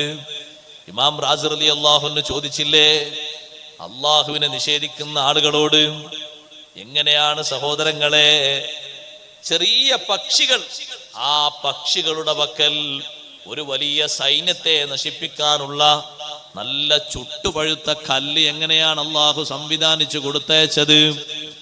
ഒരു പക്ഷിയുടെ പക്കൽ 3 കല്ലുകളാണ്. വഅർസല അലൈഹിം തുയ്റൻ അബാബീൽ തർമീഹിം ബിഹിജാറത്തിൻ മിൻ സിജ്ജീൽ ഫജഅലഹും കഅസ്ഫിൻ മഅകൂൽ. ഓരോ പക്ഷിക്കും തിരിച്ചറിവുണ്ട്, ഇന്ന ആൾ എറിയണം. ആരാ അത് പഠിപ്പിച്ചു കൊടുത്ത്? ആളെ മാറി എറിയൂല. അതുകൊണ്ടാണ് അന്ന് പോയ അബ്രഹത്ത് രാജാവിന്റെ മന്ത്രിമാരിൽ ഒരാളാണ് അബൂ യക്സൂം. അബൂ യക്സൂം എന്ന് പറയുന്ന മന്ത്രി ഈ സംഭവങ്ങൾ ഇങ്ങനെ നടക്കുമ്പോ പേടിച്ച് ആനയെ തിരിച്ച് നേരെ ഹബശയിലേക്ക് പോയി, നജ്ജാശി രാജാവിന്റെ കൊട്ടാരത്തിലേക്ക്. അബൂ യക്സൂം കൊട്ടാരത്തിലേക്ക് പോകുമ്പോ തിരിഞ്ഞു നോക്കുമ്പോ ഒരു പക്ഷി അബൂ യക്സൂമിനെ വട്ടമിട്ടങ്ങനെ പറന്നു പോകുന്നു. കാരണം ആ പക്ഷിക്കുള്ള നിർദ്ദേശം അബൂ യക്സൂമിന് എറിയണം എന്നാണ്, വേറെ ആരും എറിയില്ല. ഈ തിരിച്ചറിവ് എവിടുന്ന് കിട്ടി? ഇത്രയും ഈ നല്ല കൂടുതൽ പ്രതിരോധിക്കാനും നശിപ്പിക്കാനും പറ്റുന്ന ഈ കല്ലുകൾ അത് ഈ പക്ഷികളുടെ കൊക്കിലും അതിന്റെ പിടുത്തത്തിലൊക്കെ എങ്ങനെ പിടിച്ചു, എങ്ങനെ വന്നു? ഒരു മനുഷ്യന്റെ ശരീരത്തിൽ അത് എത്തിയാൽ എത്തുന്ന ഭാഗത്തുനിന്ന് അങ്ങോട്ട് ഉരുകി ഉരുകി ഉരുകി ഉരുകി ഉരുകി പുറത്തേക്ക് വരികയാണ്. മൂർദാവിലെത്തിയാൽ മൂർദാവൊന്ന് ഉരുകി അതിന്റെ ഉൾഭാഗത്തുരുകി പള്ളയിൽ നിന്ന് ഉരുകി അങ്ങനെ പിൻഭാഗത്തിലൂടെയും പലതിലൂടെയും പുറത്തേക്ക് വന്നുകൊണ്ടിരിക്കുക. ഇത്ര ഗൗരവമുള്ള ഒരു കല്ല് എങ്ങനെ ആ പക്ഷികളുടെ കയ്യിലെത്തി? നജ്ജാശി രാജാവിന്റെ കൊട്ടാരത്തിലെത്തിയിട്ട് നടന്ന സംഭവങ്ങളൊക്കെ വിശദീകരിച്ചു. യമനിൽ നിന്ന് പുറപ്പെട്ട് മക്കയിലെത്തും വരെ എന്തെല്ലാം സംഭവിച്ചോ, അല്ലാതെ ചരിത്രം എവിടുന്നാ കിട്ടിയത്, ഒക്കെ വിശദീകരിച്ചു കൊടുത്തു. കൊട്ടാരത്തിന്റെ ഉള്ളിൽ നിന്ന് പുറത്തെത്തിയപ്പോ, മുറ്റത്തെത്തിയപ്പോ പക്ഷി കറക്റ്റിനെറിഞ്ഞു, തലയിൽ വന്ന് വീണു, അയാൾ പടഞ്ഞു. കൊട്ടാര മുറ്റത്ത് അയാൾ മരിച്ചുപോയി.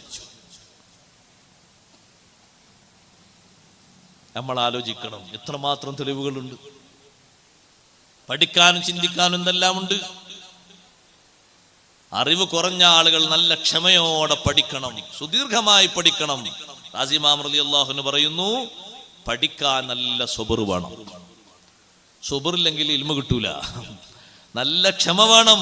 ഒന്നാമതായി പറഞ്ഞത് അതാണ്. അയ്യസ്ബിറ അലാ മശഖത്തിൻ നദ്രി വൽ ഇസ്തിദ്ലാലി ഫീ മാരിഫത്തി തൗഹീദി വൽ അദ്ലി വൻ നുബുവത്തി വൽ മആദ്. പരലോക സംബന്ധിയായും നബി സല്ലല്ലാഹു അലൈഹി വസല്ലം തങ്ങളുടെ നുബുവത്തുമായും അള്ളാഹുവിന്റെ തൗഹീദുമായി ബന്ധപ്പെട്ട് ചിന്തിച്ച് മനസ്സിലാക്കി പഠിക്കാൻ നല്ല ക്ഷമ വേണം.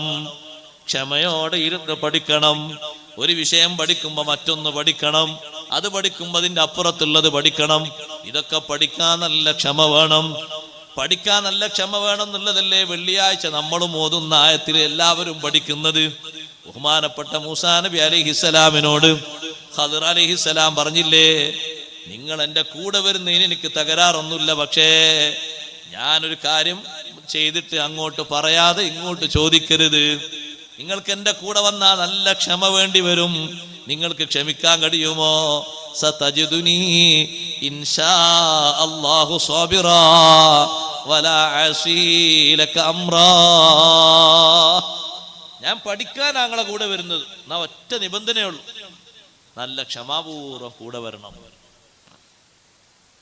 അഷ്റഫുൽ ഖൽഖ് സല്ലല്ലാഹു അലൈഹി വസല്ലം നിങ്ങൾ പറഞ്ഞു, റഹിമല്ലാഹു മൂസാ നബിക്ക് അല്ലാഹു റഹ്മത്ത് ചെയ്യട്ടെ, കുറച്ചുകൂടി ക്ഷമിച്ച് ഖദർ അലൈഹിസ്സലാമിന്റെ കൂടെ നടന്നിരുന്നുവെങ്കിൽ ഒരുപാട് അത്ഭുതങ്ങളുടെ കലവറ മനസ്സിലാക്കാമായിരുന്നു. ഒരുപാട് ഇനിയും കണ്ടതല്ല, കണ്ടതിനേക്കാളും ധാരാളം ഇനിയും കാണാമായിരുന്നു. ഒരൊറ്റ നിബന്ധനയല്ലേ അവിടെ വെച്ചത്? സുബ്റാണത്. ഇമാമിങ്ങൾക്ക് മുഴുവനും ഇൽമ അല്ലാഹു നൽകിയത് ഒരൊറ്റ കാര്യം കൊണ്ടാണ്, സുബ്ർ കൊണ്ടാണ്, ക്ഷമ കൊണ്ടാണ്. വലിയ ഇമാമല്ലേ അല്ലാമ ഇമാമുൻ നബി റളിയല്ലാഹു അൻഹു. നല്ല സുബ്റിലായിട്ടാണ് ഇമാം നബി റളിയല്ലാഹു അൻഹു പഠിച്ചത്. ചെറിയ സുബ്റൊന്നല്ല, അത്ര സുബ്ർ നമുക്ക് സ്വീകരിക്കാൻ കഴിയുമെന്ന് അറിയില്ല. അവരെ ബർക്കത്തുകൊണ്ട് അല്ലാഹു നമുക്ക് ഇൽമേറ്റി തരട്ടെ. ദാരിദ്ര്യത്തിന്റെ ആഴക്കഴത്തിൽ മുങ്ങിപ്പടിച്ച മഹാനാണ് ഇമാം ഷാഫി റളിയല്ലാഹു അൻഹു. പക്ഷെ ആ ദാരിദ്ര്യത്തിന്റെ കയ്പുനീര് അനുഭവിക്കുമ്പോഴും നല്ല ക്ഷമയോടെ പഠിച്ചെടുത്തു. ഞാൻ ഇങ്ങനെ ബുദ്ധിമുട്ടായി ഇവിടെ എന്തിനാ പഠിക്കുന്നത്, ഇതൊക്കെ നിർത്തിയിട്ട് ജോലിക്ക് പോയിക്കോട്ടെ എന്ന് തീരുമാനിച്ചില്ല. എന്നിട്ടൊന്ന് അടിപൊളിയായി ജീവിക്കട്ടെ ചിന്തിച്ചില്ല. സുബ്റോടെ പഠിച്ചു. അതിന് നല്ല പിന്തുണയേകി ഷാഫി ഇമാം റളിയല്ലാഹുവിന്റെ ഉമ്മമാര് ഉപ്പമാരാണ് പിന്തുണ നൽകേണ്ടത്. ഞാനിനി പഠിക്കാൻ പോകുന്നില്ല, ഞാൻ വല്ല തൊഴിലിനും പോകാം. എന്നായിക്കോട്ടെ, കിട്ടിയ ഒരു 500 റുപ്യ ഒന്നും കിട്ടുമല്ലോ, എന്നാ ശരി പോയിക്കോ. അല്ല, നീ പോയി പഠിക്കന്നെ വേണം. നിന്നെ പഠിപ്പിക്കലാണ് ബാപ്പക്ക് ഉമ്മക്ക് ഏറ്റവും വലിയ ഇഷ്ടമുള്ളത്, പ്രചോദനം കൊടുക്കണം. ഇങ്ങോട്ടൊന്ന് പറയുമ്പോഴേ കാമന്നാ സല്ലംന്നാന്ന് പറഞ്ഞാൽ പിന്നെ വൈക്ക് പോല. നല്ല പഠിക്കാൻ ബുദ്ധിയുള്ള പക്വതയും നല്ല തൻ്റെടൊക്കെയുള്ള കുട്ടികൾ എന്തോ ഒരു ചെറിയ മടുപ്പിന്റെ പേരിൽ വന്ന വർത്തമാനം പറയുമ്പോഴേക്ക് നമ്മൾ സമ്മതം മൂളരുത്. പ്രചോദനം പറഞ്ഞ് വീണ്ടും വീണ്ടും അയക്കണം. ഇമാമുന ഷാഫി റളിയല്ലാഹുവിന് ഏറ്റവും വലിയ പ്രചോദനം നൽകിയത് ഉമ്മയാണ്. സഹോദരങ്ങളെ, നല്ല രൂപത്തിൽ ഹലാലാ രൂപത്തിൽ തൊഴിലെടുക്കുന്ന ഉമ്മ ഇമാം ഷാഫി റളിയല്ലാഹുവിന് വേണ്ടിയാണ് ആ തൊഴിൽ മുഴുവനും ചെയ്യുന്നത്, പഠിപ്പിക്കാനാണ്. പക്ഷേ ആ പ്രാരാബ്ധത്തിലും കുടുംബക്കാരിൽ പലരും ചോദിച്ചു, ഷാഫി ഇമാമു തങ്ങളെ മദീനയിലേക്ക് വിട്ടയക്കുമ്പോ ആകെ ഒരു മകനല്ലേ ഉള്ളൂ, അതിനെ പഠിക്കാൻ വേണ്ടി പറഞ്ഞേക്കുകയാണോ? പലരും ചോദിക്കാറില്ലേ അങ്ങനത്തെ ഒരു ചോദ്യം. പക്ഷേ ആ ഉമ്മാന്റെ ദൃഢനിശ്ചയം കൊണ്ട് അള്ളാഹു നമുക്ക് എത്ര വലിയ സന്തോഷമാ തന്നത്. ഇമാമുന ഷാഫി റളിയല്ലാഹു അൻഹു എന്നൊരു വലിയ മഹാൻ അന്നൊരു കച്ചവടക്കാരനായി മാത്രം ഒതുങ്ങിയിരുന്നെങ്കിൽ സഹോദരങ്ങളെ ഈ സന്തോഷം ലഭിക്കോ? ആ ഷാഫി ഇമാം റളിയല്ലാഹു അൻഹു മക്കയിൽ ഒരു കവിയായി മാത്രം ഒതുങ്ങിയിരുന്നെങ്കിൽ ഈ സന്തോഷം കിട്ടോ? ആ ഷാഫി ഇമാം റളിയല്ലാഹു അൻഹു മക്കയിൽ ജീവിച്ച നല്ലൊരു ബിസിനസ്മാനും മാത്രമായി മാറിയതില്ലെങ്കിൽ ഇത്ര സന്തോഷം കിട്ടോ? ഷാഫി ഇമാം റളിയല്ലാഹു അൻഹു ഭരണരംഗത്ത് മാത്രം ഒതുങ്ങിയ ഒരാളാണെങ്കിൽ ഇത്ര സന്തോഷം കിട്ടോ? മദീനയിൽ വന്ന് 10 കൊല്ലക്കാലം വീണ്ടും ഷാഫി ഇമാം റളിയല്ലാഹു അൻഹു ഇൽമിന്റെ തപസ്സിലായി നിന്നു. അതുകൊണ്ട് ലോകത്ത് അല്ലാഹു നൽകിയ അനുഗ്രഹങ്ങൾ എത്ര വലുതാണ്. അപ്പൊ ഇൽമിന് നല്ല സ്വബർ വേണം, വ്യക്തിപരമായി നമുക്ക് ഓരോരുത്തർക്കും വേണം. ചിലര് വയല് കേൾക്കും. ഉസ്താദെ, നമ്മൾ വയലൊക്കെ നല്ല കേൾക്കാറുണ്ട് എന്ന് പറയും. പക്ഷെ ഫുള്ള് കേൾക്കാനുള്ള സ്വബറില്ല. ഫുള്ള് കേൾക്കാനുള്ള സ്വബറില്ല. അതെങ്ങനെ? വയലങ്ങനെ തുടങ്ങുമ്പോ ഒന്നിങ്ങനെ ഇരുന്നിങ്ങനെ കേൾക്കും. ആ മേറ്ററൊക്കെ ഇങ്ങനെ തുടങ്ങി കുറച്ച് കഴിഞ്ഞാൽ പിന്നെ കുറച്ച് കഴിഞ്ഞാൽ ഒന്നിങ്ങനെ ചാരി കിടക്കും, ചാരി കേൾക്കാൻ നിർത്തിയിട്ട് പിന്നെ കുറച്ചുകൂടി കഴിഞ്ഞാൽ ഒന്ന് കിടന്ന് കേൾക്കപ്പോഴൊന്നും ഉറങ്ങൂലാന്ന് വരും. പിന്നെ നല്ല വിഷയം പറയുമ്പോ ഉണ്ടാകും ആള് നല്ല ഉറക്കിലായിരിക്കും. 5 മിനിറ്റ് കൊണ്ട് ആ സ്വബറ് പോയി അല്ലേ? ചിലപ്പോഴൊക്കെ എന്തെങ്കിലും ഒരു പത്രം വായിക്കുക, ഒരു മാസിക വായിക്കുക, അല്ലെങ്കിൽ ഒരു നല്ല ലേഖനം വന്നിട്ടുണ്ട്, ഡിസാലയോ സുന്നിവേഴ്സൊക്കെ എടുത്ത് ഇങ്ങനെ വായിക്കാൻ നിൽക്കുക. അപ്പൊ ഇരുന്നിങ്ങനെ വായിക്കുക, ഒരു കുഴപ്പമില്ല, ഇരുന്നിങ്ങനെ വായിക്കാണ്, നല്ലോണം മനസ്സിലാകുന്നുണ്ട്, ശ്രദ്ധിക്കുന്നുണ്ട്. അപ്പൊ നമ്മളോട് പറയും ഇങ്ങനെ ഇരുന്നിട്ട് ബുദ്ധിമുട്ടുണ്ടോ, ഒന്ന് ചെരിഞ്ഞ് കിടന്നിട്ട് വായിച്ചോളൂ, ചെരിഞ്ഞ് കിടന്ന് വായിച്ചു. കുറച്ചുകൂടി കഴിയുമ്പോൾ നോക്കുമ്പോ ഉണ്ടാകും ഈ വായിക്കുന്നത് തലയിണായി വന്നിട്ടുണ്ടാവും. അപ്പൊ പോയി. സുബറിന്റെ കുറവുണ്ടാണ്. നല്ല ക്ഷമ വേണം. അള്ളാഹു നമുക്ക് സുബർ ഏറ്റി തരട്ടെ. ഇൽമു പഠിക്കുന്നതിൽ അങ്ങേയറ്റത്തെ സുബർ അള്ളാഹു നൽകുമാറാകട്ടെ. നല്ല വേണം. അള്ളാഹുവിന്റെ തൗഹീദിനെ കുറിച്ച് അറിയാൻ, മനസ്സിലാക്കാൻ, പഠിക്കാൻ പൂർണ്ണമായി കേൾക്കണം, പഠിക്കണം, ശിഷ്യത്വം സ്വീകരിക്കണം. അപ്പൊ നല്ല കഴിവുണ്ടാവും. കേൾക്കുന്നൊരു മാറ്റർ ശരിക്കും മനസ്സുറപ്പിച്ച് കേൾക്കണം, നല്ലോണം പഠിക്കണം. രണ്ടാമതായി വ്യക്തിപരമായി വേണ്ടത്, സഹോദരങ്ങളെ, അവിടെ തന്നെ ഇമാം റാസി റളിയല്ലാഹു അൻഹു ഒന്നാമത് പറഞ്ഞ കൂട്ടത്തിൽ തന്നെ പറഞ്ഞു, വഅലാ മശഖത്തി ഇസ്തിംബാത്തിൽ ജവാബി അൻ ശുബ്ഹാത്തിൽ മുഖാലിഫീൻ. തൗഹീദിന്റെ എതിരാളികളുണ്ട്. പരലോകമുണ്ടോ ഇല്ലേ എന്നുള്ള വിഷയത്തിൽ ശങ്കിക്കുന്ന ആളുകളുണ്ട്. നബിമാരുടെ നുബുവത്തിന്റെ വിഷയത്തിൽ സംശയമുള്ള ആൾക്കാരുണ്ട്. അവരോട് പറയുന്ന മറുപടി നന്നായി ശ്രദ്ധിച്ചു പഠിക്കണം. അത് പഠിക്കാൻ നല്ലൊരു ക്ഷമ വേണം. കാരണം ആ മറുപടി ആ രൂപത്തിൽ നിന്റെ മനസ്സിലേക്ക് ഉൾക്കൊള്ളണം. അതിന് തുറന്ന മനസ്സോടെ നല്ല ഉണർവോടെ നീ കേട്ടു പഠിക്കണം. നല്ലോണം ചിന്തിച്ചു പഠിക്കണം. അവർക്കുള്ള മറുപടി നീ എന്തിനാ പഠിച്ചു വെക്കുന്നത്? നിന്റെ മനസ്സിൽ അത്തരത്തിലൊരു സംശയം വരുമ്പോ, നിന്നോട് വേറെ ആരെങ്കിലും ഒരു സംശയം ഉന്നയിച്ച് സംശയത്തിലാക്കുമ്പോ അവർക്കൊന്ന് പറഞ്ഞു കൊടുത്തിട്ട് അവരെ നന്നാക്കാനാണ്. അല്ലെങ്കിൽ സ്വന്തത്തിൽ നിനക്ക് വരുന്ന സംശയം തിരുത്താനാണ്. ആ നിലക്കുള്ള വിഷയങ്ങളും പഠിച്ചു വെക്കണം. രണ്ടാമതായി പറഞ്ഞു, അയ്യസ്ബിറ അലാ മശഖത്തി അദാഇൽ വാജിബാതി വൽ മന്ദൂബാത്ത്. ഫർളും സുന്നത്തുമായ കാര്യങ്ങള്, അതിന്റെ പ്രയാസങ്ങളില്ലേ, നല്ല ക്ഷമയോടെ നിർവഹിക്കണം. ഫർള് നിസ്കരിക്കുമ്പോഴേ, സുന്നത്ത് നിസ്കരിക്കുമ്പോഴൊക്കെ ക്ഷമാപൂർവം. സുന്നത്തും ഫർളും മാത്രം നമ്മൾ പറഞ്ഞതല്ല, എല്ലാം. ഒരാൾ ഫർളായ നിലക്ക് ആദ്യം ഫർളായ ഹജ്ജ് കേട്ടെന്ന് ഒരു ഹജ്ജിന് പോയി. നല്ലോണം ശ്രദ്ധിച്ച അയാൾ എല്ലാ ഭാഗവും സൂക്ഷിച്ചു ചെയ്തു. അതേപോലെ തന്നെ രണ്ടാമത്തെ കൊല്ലം ഹജ്ജിന് പോകുകയാണെങ്കിലും ചെയ്യണം. രണ്ടാമത്തെ മൂന്നാമത്തെ ഉംറ പോകുകയാണെങ്കിൽ 10 ഉംറ പോകുകയാണെങ്കിലൊക്കെ എല്ലാ ഉംറയും ചെയ്യേണ്ട കാര്യങ്ങൾ കടപ്പാടുകളൊക്കെ നിർവഹിച്ച് ചെയ്യണം. അതിനൊരു സുബർ വേണം. നിസ്കരിക്കുമ്പോൾ നിങ്ങൾ നോക്ക്, ജമാഅത്ത് നിസ്കാരവും നമ്മൾ ഒറ്റക്കുള്ള നിസ്കാരവും കണ്ടാൽ അറിയാം സുബറുണ്ടോ ഇല്ലേന്ന്. ജമാഅത്ത് നിസ്കാരത്തിൽ അയാൾ കാത്തു നിന്ന് ഫാത്തിഹൊക്കെ അതിന്റെ രൂപത്തിൽ ഓതി, തസ്ബീഹൊക്കെ അതിന്റെ രൂപത്തിൽ ചൊല്ലി, ഒക്കെ 3-3 ചൊല്ലി, അത്തഹിയ്യാത്തൊക്കെ അതിന്റെ പാകത്തിൽ ചൊല്ലി, ഒക്കെ റെഡി. ഒരിക്കൽ അയാളിങ്ങനെ വന്നു നോക്കുമ്പോൾ ജമാഅത്ത് കഴിഞ്ഞു. അങ്ങനെ അയാൾ കൈയ്യട്ടി ഒറ്റക്ക് നിസ്കരിക്കാം. ഒറ്റക്ക് നിസ്കരിക്കുമ്പോ ഈ 4 റക്അത്ത് നിസ്കാരവും ഇമാമ് ദ്വാരക്കുന്നതിന് മുമ്പ് തന്നെ തീർന്നുപോയി. ഇമാമ് സലാം വീട്ടിയിട്ട് അയാൾ നിസ്കാരം തുടങ്ങുന്നത്, 4 റക്അത്തും തീർന്നുപോയി. എന്താ ഉസ്താദ് അങ്ങനെ തീർന്നൂടാ? എന്തേ കാരണം? ക്ഷമയോടെ ഒക്കെ ചെയ്തിട്ടില്ല. എന്നതിന് തെളിവ് തസ്ബീഹ് 3 എണ്ണം ചൊല്ലിയിട്ടില്ല, റുകൂഇലുമില്ല, സുജൂദിലുമില്ല, അത്തഹിയ്യാത്തു ശേഷമുള്ള ദുആ ഫുള്ളായി ചൊല്ലിയിട്ടില്ല. ഫാത്തിഹക്കാണെങ്കിലോ വല്ലാത്ത സ്പീഡ്, ശേഷം 1-ലും 2-ലും സൂറത്ത് ഓതിയിട്ടില്ല. തുടങ്ങി ഒരുപാട് കാര്യങ്ങൾ വിട്ടുപോയിട്ടുണ്ട്. ഫർളും സുന്നത്തും നിർവഹിക്കാനുള്ളൊരു പ്രയാസമില്ലേ? ക്ഷമാപൂർവം അത് നിർവഹിക്കണം. അതിന് ഒരു വിഘ്നവും വരുത്താൻ പാടില്ല. നമ്മുടെ സ്വന്തത്തിൽ വേണ്ട ക്ഷമയാണത്. അവിടെ സഹോദരങ്ങളെ, എത്ര സാഹസികത അനുഭവിക്കേണ്ടി വന്നാലും ആ ഇബാദത്തിന്റെ സൗന്ദര്യം പൂർണ്ണാർത്ഥത്തിൽ ലഭിക്കണോ? ക്ഷമ കൂടിയേ പറ്റൂ. അതുകൊണ്ടാണ് നോമ്പ് നോൽക്കുന്ന ആളോടും, ഹജ്ജ് ചെയ്യുന്ന ആളോടും, സക്കാത്ത് കൊടുക്കുന്ന ആളോടും, നിസ്കരിക്കുന്ന ആളോടും എല്ലാ കർമ്മങ്ങളിലും ഒരു വിഷയം അല്ലാഹു ഊന്നി പറഞ്ഞിട്ടുണ്ട്. അത് നല്ല ക്ഷമാപൂർവം നിർവഹിക്കാനാണ്. ഹജ്ജിന് പോകുന്ന ആളോട് പറഞ്ഞത് ഫലാ റഫത വലാ ഫുസൂഖ വലാ ജിദാല ഫിൽ ഹജ്ജി. ഹജ്ജിന് പോകുന്നു, അനാവശ്യമായിട്ടൊരു വാക്കും പറയരുത്. കുറ്റകൃത്യമായി തീരുന്നൊരു വാക്കും പ്രവൃത്തിയും ചെയ്യരുത്. ഹലാലായ നിലക്ക് നിനക്ക് നേരത്തെ ചില സംഗതികളൊക്കെ പറ്റുന്നു, ഇഹ്റാമോടത് ഹറാമായി, അതും നീ ചെയ്യരുത്. വലാ ജിദാല, ആരോടും തർക്കിക്കാൻ പോകരുത്.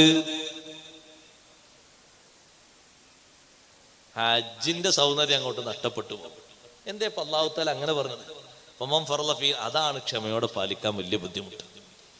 ഹജ്ജിന് പോയി കഷ്ടപ്പാടൊക്കെ ഉണ്ടാകുന്ന ക്ലാസ്സിൽ കേട്ടിട്ടുണ്ട്. പക്ഷെ എത്ര കഷ്ടപ്പാടുണ്ടാവും തോന്നിയിട്ടില്ല. അവിടെ എത്തി നോക്കുമ്പോൾ ഭക്ഷണമൊന്നും കൃത്യമായിട്ട് ലഭിക്കുന്നില്ല. അപ്പോഴേക്കും ഇങ്ങോട്ട് നമ്മളെ റേഞ്ച് മാറിയില്ലേ? നമ്മൾ ഓരോരുത്തരെ വിളിച്ചിട്ട് ഓരോന്ന് പറയും. ആദ്യം അമീറിനെ വിളിച്ചിട്ടൊന്ന്, പിന്നെ അതിന്റെ അപ്പുറത്തുള്ള ആളെ വിളിച്ചിട്ടൊന്ന്, പിന്നെ കൂടെ വന്ന ആൾക്കാരോടൊക്കെ എല്ലാവരോടും തർക്കിക്കാണ് എല്ലാ വിഷയത്തിലും. അങ്ങോട്ടും ഇങ്ങോട്ടുള്ള സംസാരങ്ങളും കാര്യങ്ങളൊക്കെ. ഹജ്ജ് കഴിഞ്ഞ് നമ്മൾ പോന്നിട്ടില്ല, വിദായിന്റെ തവാഫൊക്കെ ചെയ്യാൻ ബാക്കിയുണ്ട്. അതിൻ്റെ ഇടയ്ക്ക് നമ്മളൊന്ന് പർച്ചേസിങ്ങിന് പോയി.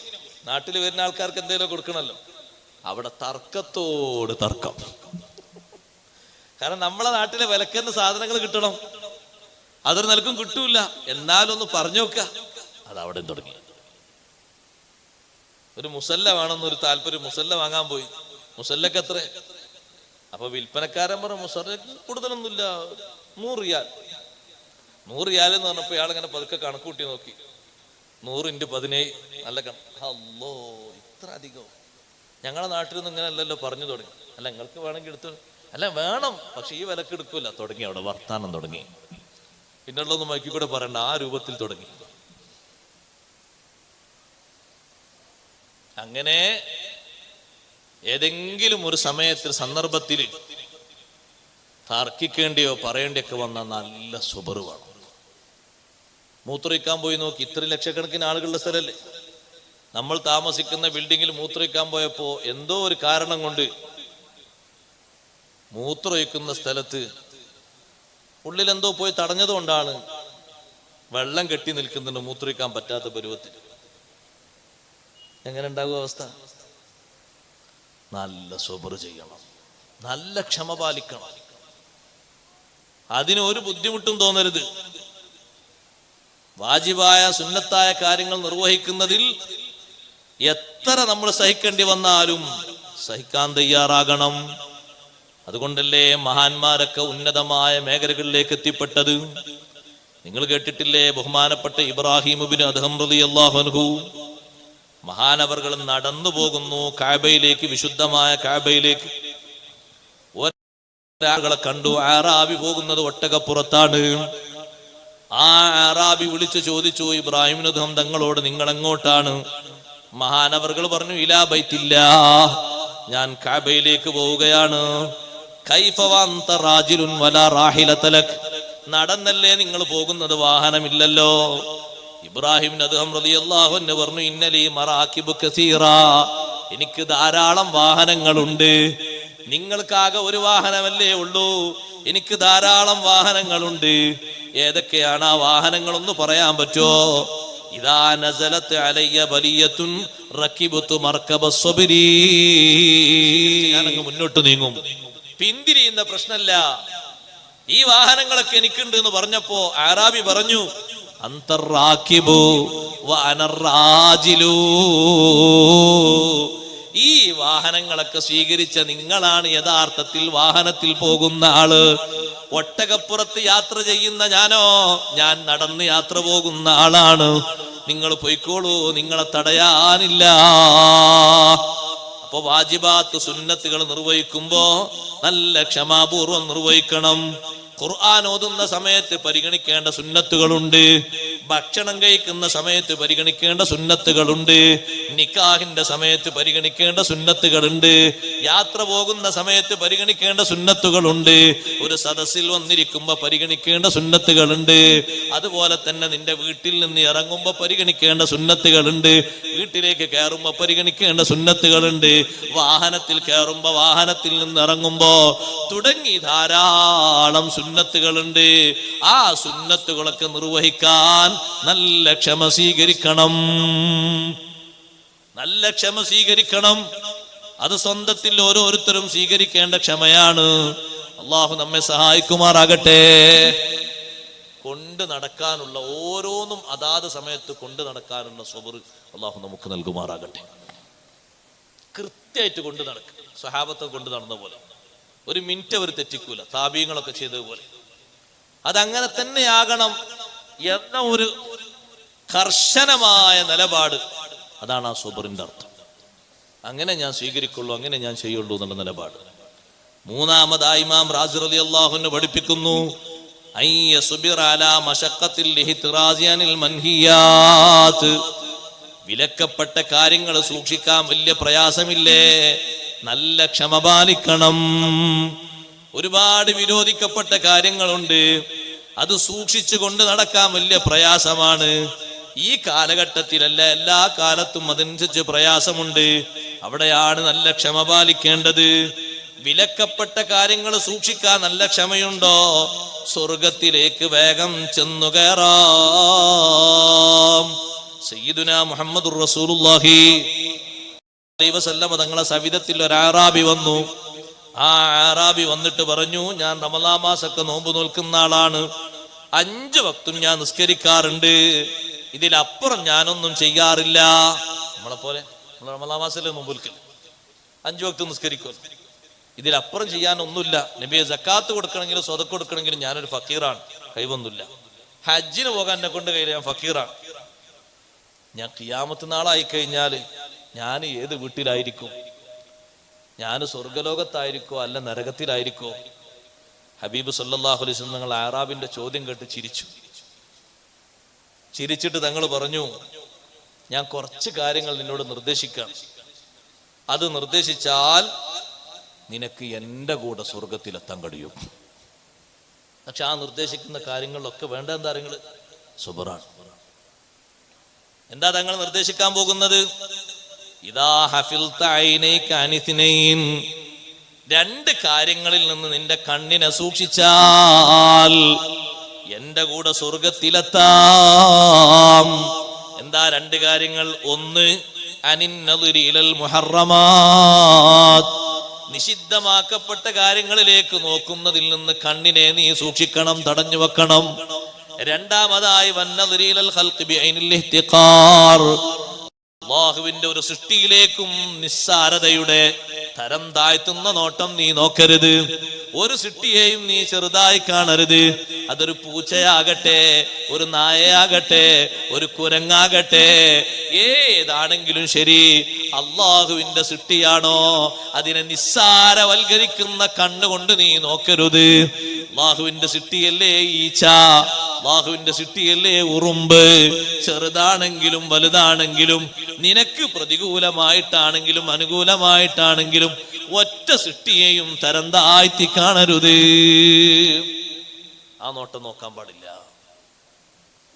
ഒരു നായനെ കാണുമ്പോ ഛേ നായ പറയാൻ പാടില്ല, നോക്കാൻ പാടില്ല. നിന്നെ നായനെ കാണുമ്പോ അങ്ങനെ നോക്കേണ്ട ആവശ്യം? നായ അള്ളാഹുവിന്റെ സൃഷ്ടിയല്ലേ, നല്ല നോട്ടം നോക്കിയാ പോരെ അതിനെ. ഒരാളിൽ എന്താണോ അനുകൂലമായിട്ടുള്ളത് അല്ലതിൽ നോക്കേണ്ടത്. അനുകൂലമായിട്ടുള്ളതാ നോക്കേണ്ടത്, പ്രതികൂലമായിട്ടുള്ളതല്ല. അഷ്റഫുൽ ഖൽഖ് സല്ലല്ലാഹു അലൈഹി വസല്ലം തങ്ങൾ ഒരു മനുഷ്യന്റെ ജനാസ നിസ്കരിക്കാൻ വേണ്ടി പോയി. ജനാസ നിസ്കരിക്കാൻ പോയപ്പോ ഉമർ ബിൻ ഖത്താബ് റളിയല്ലാഹു അൻഹു പറഞ്ഞു, ലാ തുസല്ലി അലൈഹി യാ റസൂലല്ലാഹ് ഫഇന്നഹു റജുലുൻ ഫാജിർ. അല്ലാഹുവിന്റെ റസൂലേ, ആ മനുഷ്യൻ നിസ്കരിക്കരുത്, അയാൾ ഒരു മോശപ്പെട്ട ആളാണെന്ന് പറഞ്ഞു. അപ്പൊ നബി സല്ലല്ലാഹു അലൈഹി വസല്ലം ജനങ്ങളിലേക്ക് ഇങ്ങനെ തിരിഞ്ഞു നോക്കിയിട്ട് ചോദിച്ചു, ഹൽ റആഹു അഹദും മിൻകും അലൽ ഇസ്ലാം, ഈ മനുഷ്യനെ ഇസ്ലാമിലായിട്ട് ആരെങ്കിലും നിങ്ങളെ കൂട്ടത്തിൽ നിന്ന് കണ്ടിട്ടുണ്ടോ എന്ന് വെച്ചു. ഉടനെ ഒരാൾ പറഞ്ഞു, നഅം യാ റസൂലല്ലാഹ്, ഇസ്ലാമികമായ ആൾ ജീവിക്കുന്ന ഞാൻ കണ്ടിട്ടുണ്ട്. ഹറസ ലൈലത്തൻ ഫീ സബീലില്ലാഹ്, ഒരു രാത്രി അള്ളാഹുവിന്റെ മാർഗത്തിൽ അയാൾ കാവൽ നിന്നിട്ടുണ്ട്. ഹബീബ് സല്ലല്ലാഹു അലൈഹി വസല്ലം നേരെ മുന്നോട്ട് നിന്ന് തങ്ങൾ നിസ്കരിച്ചു. ഖബറടക്കിയിട്ട് ആ മനുഷ്യന്റെ ശരീരത്തിലേക്ക് തങ്ങൾ മണ്ണ് വാരിയിട്ടു. ഉമർ റളിയല്ലാഹു അൻഹു വിളിച്ചിട്ട് പറഞ്ഞു, ഉമറേ, ഇന്നക ലാ തസ്അലൻ അഅമാലിന്നാസ്, ജനങ്ങളുടെ അമലുകളെ പറ്റി നിങ്ങൾ ചോദിക്കരുത്, അന്വേഷിക്കരുത്. വലാകിൻ തസ്അലു അനിൽ ഫിത്റാ, അവരിലുള്ള നല്ല സ്വഭാവങ്ങൾ, നല്ല വിഷയങ്ങളില്ലേ, അതാണ് അന്വേഷിക്കേണ്ടത്, അതാണ് ചോദിക്കേണ്ടത്, അതാണ് മനസ്സിലാക്കേണ്ടത്. നന്മയുണ്ടല്ലോ ഓരോ സൃഷ്ടികളിലും അള്ളാഹു വെച്ച നന്മ, ആ നന്മയാണ് നമ്മൾ നോക്കിക്കാണേണ്ടത്. പെട്ടെന്ന് മനസ്സിലേക്ക് വരുന്നത് വീക്ക്നെസ്സുകളായിരിക്കും, അതല്ല കാണേണ്ടത്.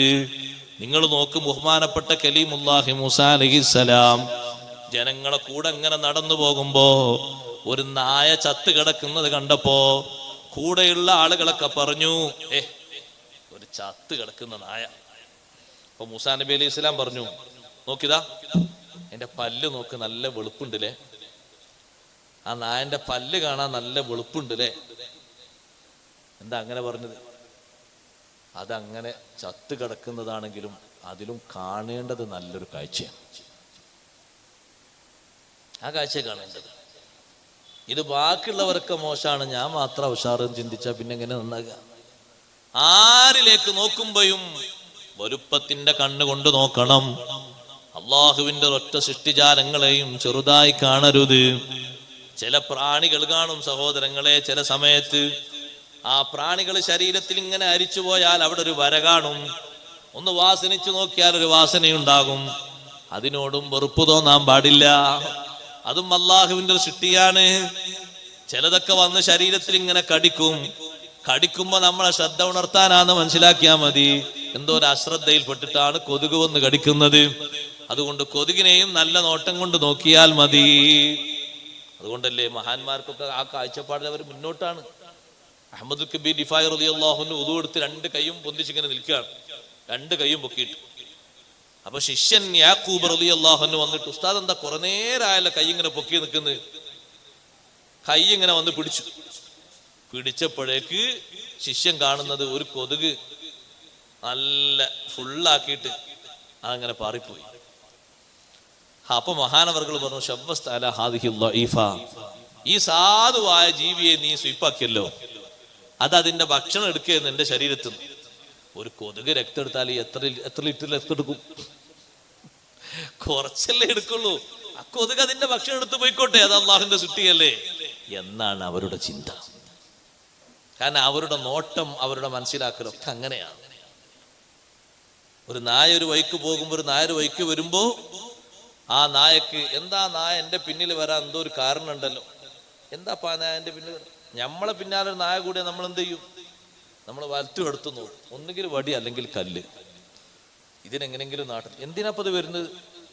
അത് സത്യത്തിൽ ഒന്നും ചെയ്യൂല. കാരണം അതിന്റെ വാലൊക്കെ ചുറ്റി നല്ല തവാലോടുകൂടെ വരുന്നത്.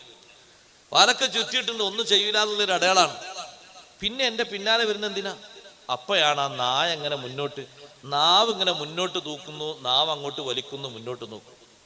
പടച്ചോനെ, അതിന് വിശക്കുന്നുണ്ട്. അതാണ് അതിന്റെ അർത്ഥം. എന്തെങ്കിലും ഒരു കുറച്ച് ഭക്ഷണം വാങ്ങിയിട്ട് അങ്ങ് കൊടുത്താൽ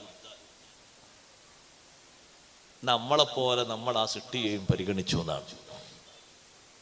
അതുകൊണ്ട് ആ ആറാബിയോട് നബി സല്ലല്ലാഹു അലൈഹി വസല്ലം പറയുന്ന ഒന്നാമത്തെ ഉപദേശം, നല്ല ക്ഷമ വേണം 2 കാര്യത്തിനും. നിന്റെ നോട്ടം, നീ 2 കാര്യങ്ങൾ, നിന്റെ കണ്ണിനെ നീ സൂക്ഷിക്കണം. അതേ, 1 ഹറാമുകളിൽ നിന്ന് നോട്ടത്തെ മാറ്റണം. അതുപോലെ തന്നെ അള്ളാഹുവിന്റെ സൃഷ്ടിജാലങ്ങളിലേക്ക് നിസ്സാരതയുടെ കണ്ണുകൊണ്ട് നോക്കുന്നതും നീ മാറ്റണം. നിന്റെ ഖൽബിനെ 2 കാര്യങ്ങളിൽ നിന്ന് നീ സൂക്ഷിക്കണം. അനിൽ ഗുല്ലി വൽ ഹസദി,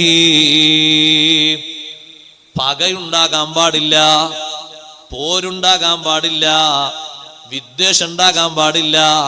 വൽ ഹസദി, അസൂയയിൽ നിന്നും ഖൽബിനെ സൂക്ഷിക്കണം. സഹോദരങ്ങളെ, ഇതൊക്കെ വിലക്കപ്പെട്ട കാര്യങ്ങളാണ്.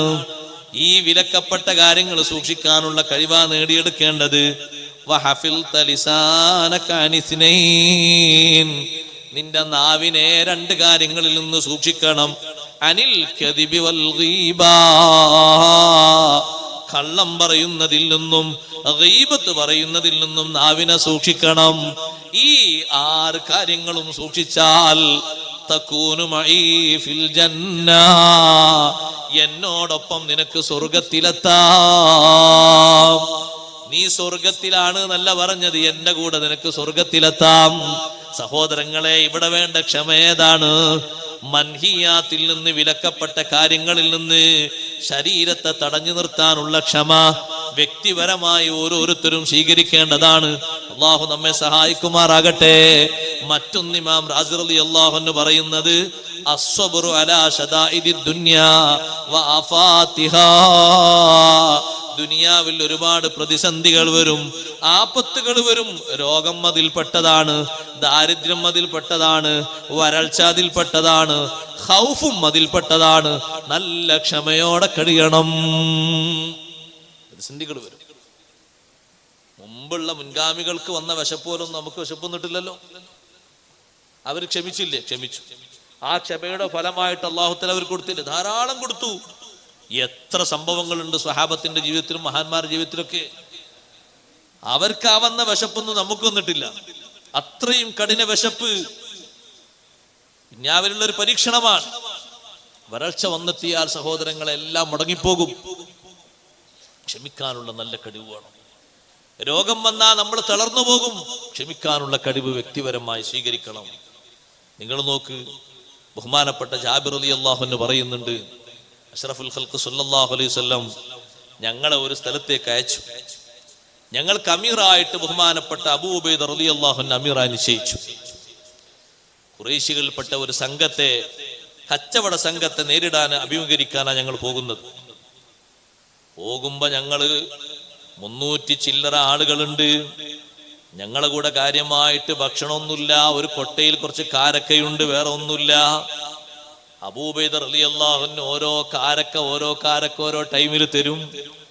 ജാബിർ റളിയല്ലാഹു അൻഹു പറയുന്നു, ആ കാരക്ക ഞങ്ങൾ എന്താ ചെയ്യാറുള്ളത്, കുട്ടികൾക്ക് സാധാരണ മധുര പലഹാരം കിട്ടിയാൽ കുറെ നേരം കുട്ടികൾ നാവിൽ വെച്ച് അതിന്റെ മധുരം ഊറ്റിയെടുക്കുന്നത് പോലെ ഞങ്ങൾ ഒരു കാരക്ക കൊണ്ട് ഒരുപാട് ഉമിനീരങ്ങനെ വലിച്ചെടുക്കും. ഒരു കാരക്കയാ രാവിലെ തരുന്നത്, മറ്റൊരു കാരക്കയാണ് വൈകുന്നേരം തരുന്നത്. കാര്യമായിട്ടുള്ള ഭക്ഷണം അതാണ്. കുറച്ചു കഴിഞ്ഞപ്പോൾ ഈ കാരക്കയും തീർന്നുപോയി. സുബ്ഹാനല്ലാഹ്, വെള്ളവും തീരാനായി. കയ്യിൽ സൂക്ഷിച്ചു വെച്ചിരുന്ന വെള്ളം ഇടക്കിടക്ക് എന്തെങ്കിലും ഇലകൾ പറിച്ചിട്ടത് നനക്കും. എന്നിട്ട് ആ നനവോടുകൂടെ ഇല അങ്ങ് ഭക്ഷിക്കും. നല്ല നല്ല ഇലകളാണെന്ന് തോന്നുന്ന ഇലകളൊക്കെ വെള്ളത്തിലിട്ട് നനക്കും. എന്നിട്ട് ഭക്ഷണമായിട്ട് കരുതി ഞങ്ങൾ അങ്ങനെ ഭക്ഷിക്കും. സുബ്ഹാനല്ലാഹ്, അങ്ങനെ ഞങ്ങളൊരു യാത്ര ചെയ്ത് മുന്നോട്ട് നീങ്ങുമ്പോ ഒരു കടൽ തീരത്ത് ഞങ്ങൾ എത്തിപ്പെട്ടു. ആ കടൽ തീരത്തതാ വലിയ മണൽ കൂന പോലെ, കൂമ്പാരക്കണക്കിന് മണൽ കൂട്ടിവെച്ചതുപോലെ ഒരു വസ്തുവിനെ കാണുന്നു. പോയി നോക്കുമ്പോ കടലിലെ വലിയൊരു ജീവിയാണ്. അംബർ എന്ന് പേര് വിളിക്കപ്പെടുന്ന വലിയൊരു ജീവി, വലിയൊരു മത്സ്യം. ചെറുതല്ല, വലുത്. അതങ്ങനെ വന്ന് കരക്കടഞ്ഞ് കിടക്കുകയാണ്. അപ്പൊ അബൂ ഉബൈദ റളിയല്ലാഹു അൻഹു ആദ്യം കണ്ടപ്പോ പറഞ്ഞു, മൈത്തത്തുൻ, അതേതായാലും ചത്തിട്ടുണ്ട് എന്ന് പറഞ്ഞു. ചത്താലും ഭക്ഷിക്കാലോ, മത്സ്യല്ലേ. കുറച്ച് കഴിഞ്ഞപ്പോ പറഞ്ഞു, ഇനിയിപ്പോ അത് അങ്ങനെ ചത്തുപോയി എന്ന് കരുതിയാലും നമുക്ക് ബുദ്ധിമുട്ടൊന്നുമില്ല. നഹ്നു റസൂലുള്ളാഹി സ്വല്ലല്ലാഹു അലൈഹി വസല്ലം, നമ്മൾ അള്ളാഹുവിന്റെ റസൂലിന്റെ ദൂതന്മാരാണ്, അള്ളാഹുവിന്റെ മാർഗത്തിലാണ്, വളരെ പ്രയാസത്തിലാണ്. നിങ്ങളെല്ലാവരും ഓരോ ഭാഗം എടുത്ത് ഭക്ഷിച്ചോളൂ എന്ന് പറഞ്ഞു. സ്വഹാബത്ത് പറഞ്ഞു, 1 മാസം ഞങ്ങളത് ഭക്ഷണമായിട്ട് കഴിച്ചു കൂട്ടി. കുറച്ചൊന്നല്ല, 1 മാസം ഭക്ഷണം അയച്ച് കഴിച്ചു കൂട്ടി. 300 ആളുകൾ ഞങ്ങളുണ്ട്. ഞങ്ങളൊക്കെ നല്ലോണം തടിച്ചു കൊഴുത്തു. നല്ല ഭക്ഷണല്ലേ കിട്ടിയത്. സുബ്ഹാനല്ലാഹ്, ഈ കിടക്കുന്ന ജീവിയുടെ കണ്ണിന്റെ ഓട്ടയിൽ നിന്ന്, അതിന്റെ മാളത്തിൽ നിന്ന്, ഓട്ടയിൽ നിന്ന് പാത്രങ്ങളെ കൊണ്ട് ഞങ്ങൾ എണ്ണ കോരിയെടുക്കാറുണ്ട്. ആ ജീവിയിൽ അള്ളാഹു വെച്ച എണ്ണയാണ്. ചില മത്സ്യത്തിലൊക്കെ നിങ്ങൾ കണ്ടില്ലേ, നല്ല നെയ്യ് കാണും. അത് ഞങ്ങൾ കോരിയെടുത്ത് സൂക്ഷിക്കാറുണ്ട്. എന്നിട്ടോ ഞങ്ങൾ ചട്ടിയിലേക്ക് അതിൽ നിന്ന് ഒഴിക്കും. ചില ഭാഗങ്ങളൊക്കെ മുറിച്ചെടുത്ത് അതിന്റെ നെയ്യ് കൊണ്ട് തന്നെ അത് പൊരിച്ചെടുക്കും. എന്നിട്ട് അങ്ങനെ അബൂ ഉബൈദ റളിയല്ലാഹു അൻഹു ഞങ്ങളെ മഹാനവറുകളുടെ നേതൃത്വത്തിൽ ഞങ്ങൾ മദീനയിൽ തിരിച്ചു ചെന്നു. നബി സല്ലല്ലാഹു അലൈഹി വസല്ലം തങ്ങളോട് ഞങ്ങളിത് പറഞ്ഞു. ഈ ഭക്ഷിച്ച ഭക്ഷണം ശരിയായിട്ടുണ്ടോ ഇല്ലേ എന്നറിയണം. അതാണ് ആദ്യത്തെ വിഷയം. തങ്ങളോട് ചെന്ന് പറഞ്ഞപ്പോ തങ്ങൾ പറഞ്ഞു, ഹുവ റിസ്ഖുൻ അഖ്റജഹുല്ലാഹു ലക്കും, അല്ലാഹു നിങ്ങൾക്ക് വേണ്ടി കടലിൽ നിന്ന് പുറപ്പെടുവിച്ച ഭക്ഷണമാണ്. കാരക്കയും തീർന്നേ, വെള്ളത്തിൽ മുക്കിയ ഇലകളൊക്കെ ഭക്ഷിച്ചല്ലേ നിങ്ങൾ മുന്നോട്ട് നീങ്ങിയത്. നിങ്ങൾക്ക് വേണ്ടി സ്പെഷ്യലായി കടലിൽ നിന്ന് അല്ലാഹു പുറത്തെടുത്ത് തന്നതാണ്. ആ ഭക്ഷണത്തിൽ നിന്ന് വല്ലതും നിങ്ങളെ കൂടെ ബാക്കിയുണ്ടോ? നല്ല ബർക്കത്തുള്ള ഭക്ഷണമാണ്, ഉണ്ടെങ്കിൽ കൊണ്ടുവരൂ എന്ന് പറഞ്ഞു. സ്വഹാബത്ത് സൂക്ഷിച്ചു വെച്ച കുറഞ്ഞ മാംസങ്ങൾ ഉണ്ടായിരുന്നു, അത് കൊണ്ടുപോയി കൊടുത്ത് നബി സല്ലല്ലാഹു അലൈഹി വസല്ലം തങ്ങൾ ഭക്ഷിച്ചു എന്ന് ഹദീസിൽ കാണാം. പട്ടിണി, വല്ലാത്ത വിശപ്പ് അനുഭവിച്ച് ക്ഷമ വിടാതെ മുന്നോട്ട് നീങ്ങി. പ്രയാസങ്ങൾ, രോഗങ്ങളൊക്കെ വരുമ്പോ നമ്മൾ അവസ്ഥ മാറാൻ പാടില്ല, ധാരണ തെറ്റാൻ പാടില്ല. അല്ലാഹു തആല എന്നെ ഈ രോഗത്തിലായിട്ട് ഇങ്ങനെ ഇടങ്ങേറായി ഇങ്ങനെ കെട്ടിയിരുന്നെന്തിനാ ചിന്തിക്കാൻ പാടില്ല. ആ രോഗത്തിൽ അങ്ങനെ കഴിയുമ്പോൾ ഒരുപാട് ഖൈറുകൾ അല്ലാഹു നമുക്ക് നൽകുന്നുണ്ട്. കൂട്ടത്തിൽ ഒന്നാണ് മറ്റു എല്ലാ ആളുകളുടെയും പ്രാർത്ഥനയും സന്ദർശനവും. പിന്നെയോ ഒരുപാട് നന്മ ചിന്തിക്കാനുള്ള ഒരു നല്ല അടച്ചുറപ്പുള്ളൊരവസ്ഥ. രോഗിയായി നിൽക്കുന്ന ഒരു മനുഷ്യന് കിട്ടുന്ന നല്ലൊരു സന്തോഷതാണ്. അയാൾക്ക് സ്വന്തത്തെക്കുറിച്ച് ചിന്തിക്കാൻ ഇതുവരെ നേരമില്ലായിരുന്നു, ഇപ്പൊ ഒരു നേരം കിട്ടി. ഒരുപാട് കാര്യങ്ങൾ ചിന്തിക്കാം, പ്ലാൻ ചെയ്യാം. എന്തെങ്കിലും പോരായ്മകളൊക്കെ ഉണ്ടെങ്കിൽ തിരുത്താൻ പറ്റിയ നല്ല സന്ദർഭമാണ്. അള്ളാഹു രോഗം തരുന്നത് ഇങ്ങനെ കുറെ നിശ്ചയങ്ങൾ സ്വീകരിക്കാനും കുറെ കാര്യങ്ങൾ വിലയിരുത്താനുമാണ്.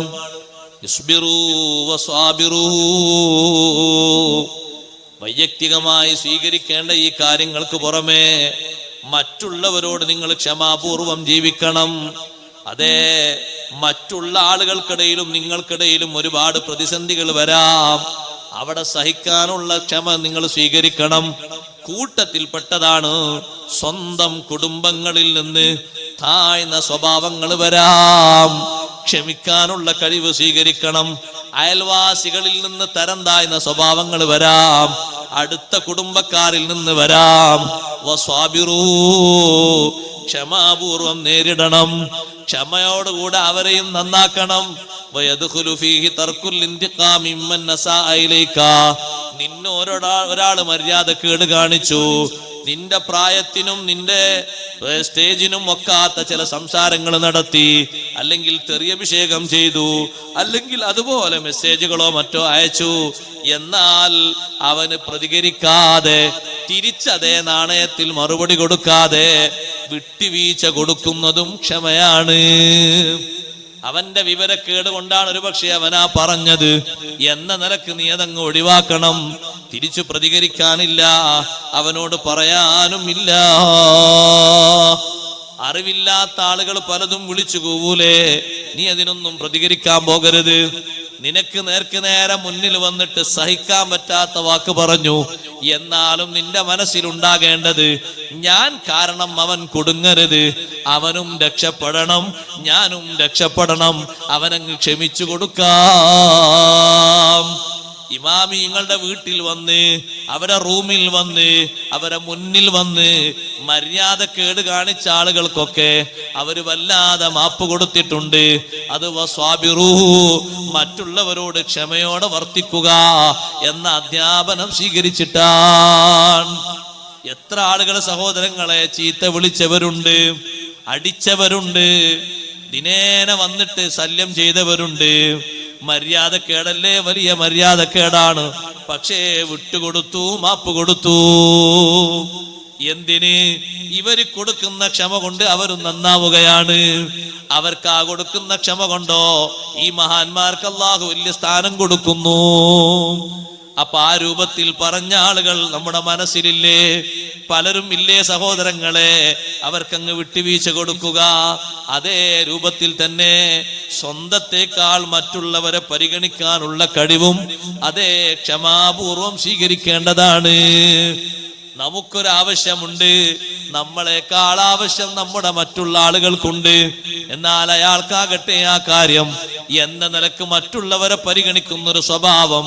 വയുസിറൂന അലാ അൻഫുസിഹിം വലൗ കാന ബിഹിം ഖസാസ. സ്വഹാബത്തിനെ പറ്റി അല്ലാഹു പറഞ്ഞു, സ്വന്തത്തെക്കാൾ മറ്റുള്ളവർക്ക് പ്രാധാന്യം കൊടുക്കും. അവരിൽ ആവശ്യമുണ്ടെങ്കിലും തൽക്കാലം ഇപ്പൊ നമുക്ക് ക്ഷമിക്കാം, മറ്റുള്ളവർക്ക് ഭക്ഷണം കൊടുക്കാം. ആരെങ്കിലും ഭക്ഷണം കൊടുക്കാൻ പറ്റിയിട്ടുണ്ടോ എന്ന് ചോദിച്ചപ്പോ സ്വഹാബത്ത് അവരെ വീട്ടിലേക്ക് നിങ്ങൾ കൊടുക്കുന്ന അതിഥികളെ കൊണ്ടുപോയിട്ട് ഭക്ഷണം കൊടുക്കുമ്പോ അവരെ വീട്ടിൽ അതിഥിക്ക് നേരത്തെ ഭക്ഷണം ഉണ്ടാക്കിയിട്ടില്ല. അവർക്ക് ഉണ്ടാക്കിയ ഭക്ഷണം ഇന്ന് തൽക്കാലം നമുക്ക് വിശപ്പടക്കാം, അതിഥി ഭക്ഷണം കഴിച്ചു പോയിക്കോട്ടെ. ആ കാരണം കൊണ്ട് അല്ലാഹു സുബ്ഹാനഹു വ തആല അവരുടെ ആ വിശേഷണം എടുത്തു പറഞ്ഞു. സംഭാവന ബക്കറ്റ് വരുന്നുണ്ട്, എല്ലാവരും നല്ല സ്വതക്ക കൊടുക്കണം. അല്ലാഹു തആല സ്വീകരിക്കുമാറാകട്ടെ. അപ്പൊ മറ്റുള്ളവരെ പരിഗണിക്കുക. നബി സല്ലല്ലാഹു അലൈഹി വസല്ലം നിങ്ങൾ അങ്ങനല്ലേ പരിഗണിക്കുക? വീട്ടിൽ എന്തെങ്കിലും ഹദിയകൾ വന്നാൽ ആദ്യം തങ്ങൾ എടുക്കുന്നതിന് മുമ്പ് മറ്റുള്ളവരെ പരിഗണിക്കും. ആരെ പരിഗണിക്കുക?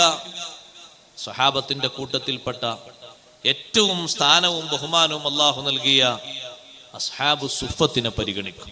മദീനത്തെ പള്ളിയിലിരിക്കുന്ന മുത്തഅല്ലിമീങ്ങൾ, അവർക്കും കൊടുക്കാം. എന്നിട്ടാകാം നമുക്ക് ഉണ്ടെങ്കിലൊക്കെ നമുക്കാകാം എന്ന നിലക്കുള്ള പരിഗണന. അയൽക്കാരെ പരിഗണിക്കും, അയൽവാസികളെ പരിഗണിക്കും. നമുക്കിപ്പോ അത് ആവശ്യമില്ല, പക്ഷെ അയൽവാസിക്ക് ആവശ്യമുണ്ടെന്ന് തോന്നുന്നു, അങ്ങോട്ട് കൊടുക്കാം. അങ്ങനെയുള്ളൊരു പരിഗണന. എനിക്കിപ്പോ അത് ആവശ്യമില്ല, എന്റെ കൂട്ടുകാരന് ആവശ്യമുണ്ടെന്ന് അങ്ങോട്ട് കൊടുക്കാം. അങ്ങനെ എത്ര മുന്തിച്ചതുണ്ട്, പരിഗണിച്ചതുണ്ട്, ഒരുപാട് കാര്യങ്ങളിൽ കാണാം. അതേപോലെ തന്നെ അക്രമികൾക്ക് മാപ്പ് കൊടുക്കുക മറ്റുള്ളവരോട് ക്ഷമ പാലിക്കുന്നതിന്റെ മാർഗമാണ്. നന്മ കൽപ്പിക്കുന്നതും തിന്മ തടയുന്നതും വസ്വാബിറൂ, ക്ഷമാപൂർവം മറ്റുള്ളവരോട് പെരുമാറുക എന്ന രൂപത്തിലുള്ളതിന്റെ മാർഗമാണ്. സുബ്ഹാനല്ലാഹ്, എന്തെങ്കിലും അറിയാത്ത വിഷയങ്ങള് അല്ലെങ്കിൽ തെറ്റിദ്ധരിക്കുന്ന കാര്യങ്ങള് ആരെങ്കിലും വന്ന് പറയുമ്പോ അവരോട് ക്ഷമാപൂർവം സഹകരിച്ചുകൊണ്ട് നല്ല രൂപത്തിൽ അവരെ സംശയങ്ങൾ നീക്കിക്കൊടുക്കുന്നതും വസ്വാബിറൂ, ക്ഷമയോടെ വർത്തിക്കുക എന്നതിന്റെ പിന്നാലെ വരുന്നു. അവരെ മനസ്സിൽ നിന്ന് ആ സംശയങ്ങൾ നീക്കുന്ന രൂപത്തില് നല്ല തന്ത്രങ്ങൾ പ്രയോഗിക്കണം. നിങ്ങൾ കണ്ടില്ലേ, ഇമാമുൽ ആലം അബൂ ഹനീഫത്തുൽ കൂഫി റളിയല്ലാഹു അൻഹുവിന്റെ കാലഘട്ടത്തിൽ ഒരു മനുഷ്യനുണ്ടായിരുന്നു.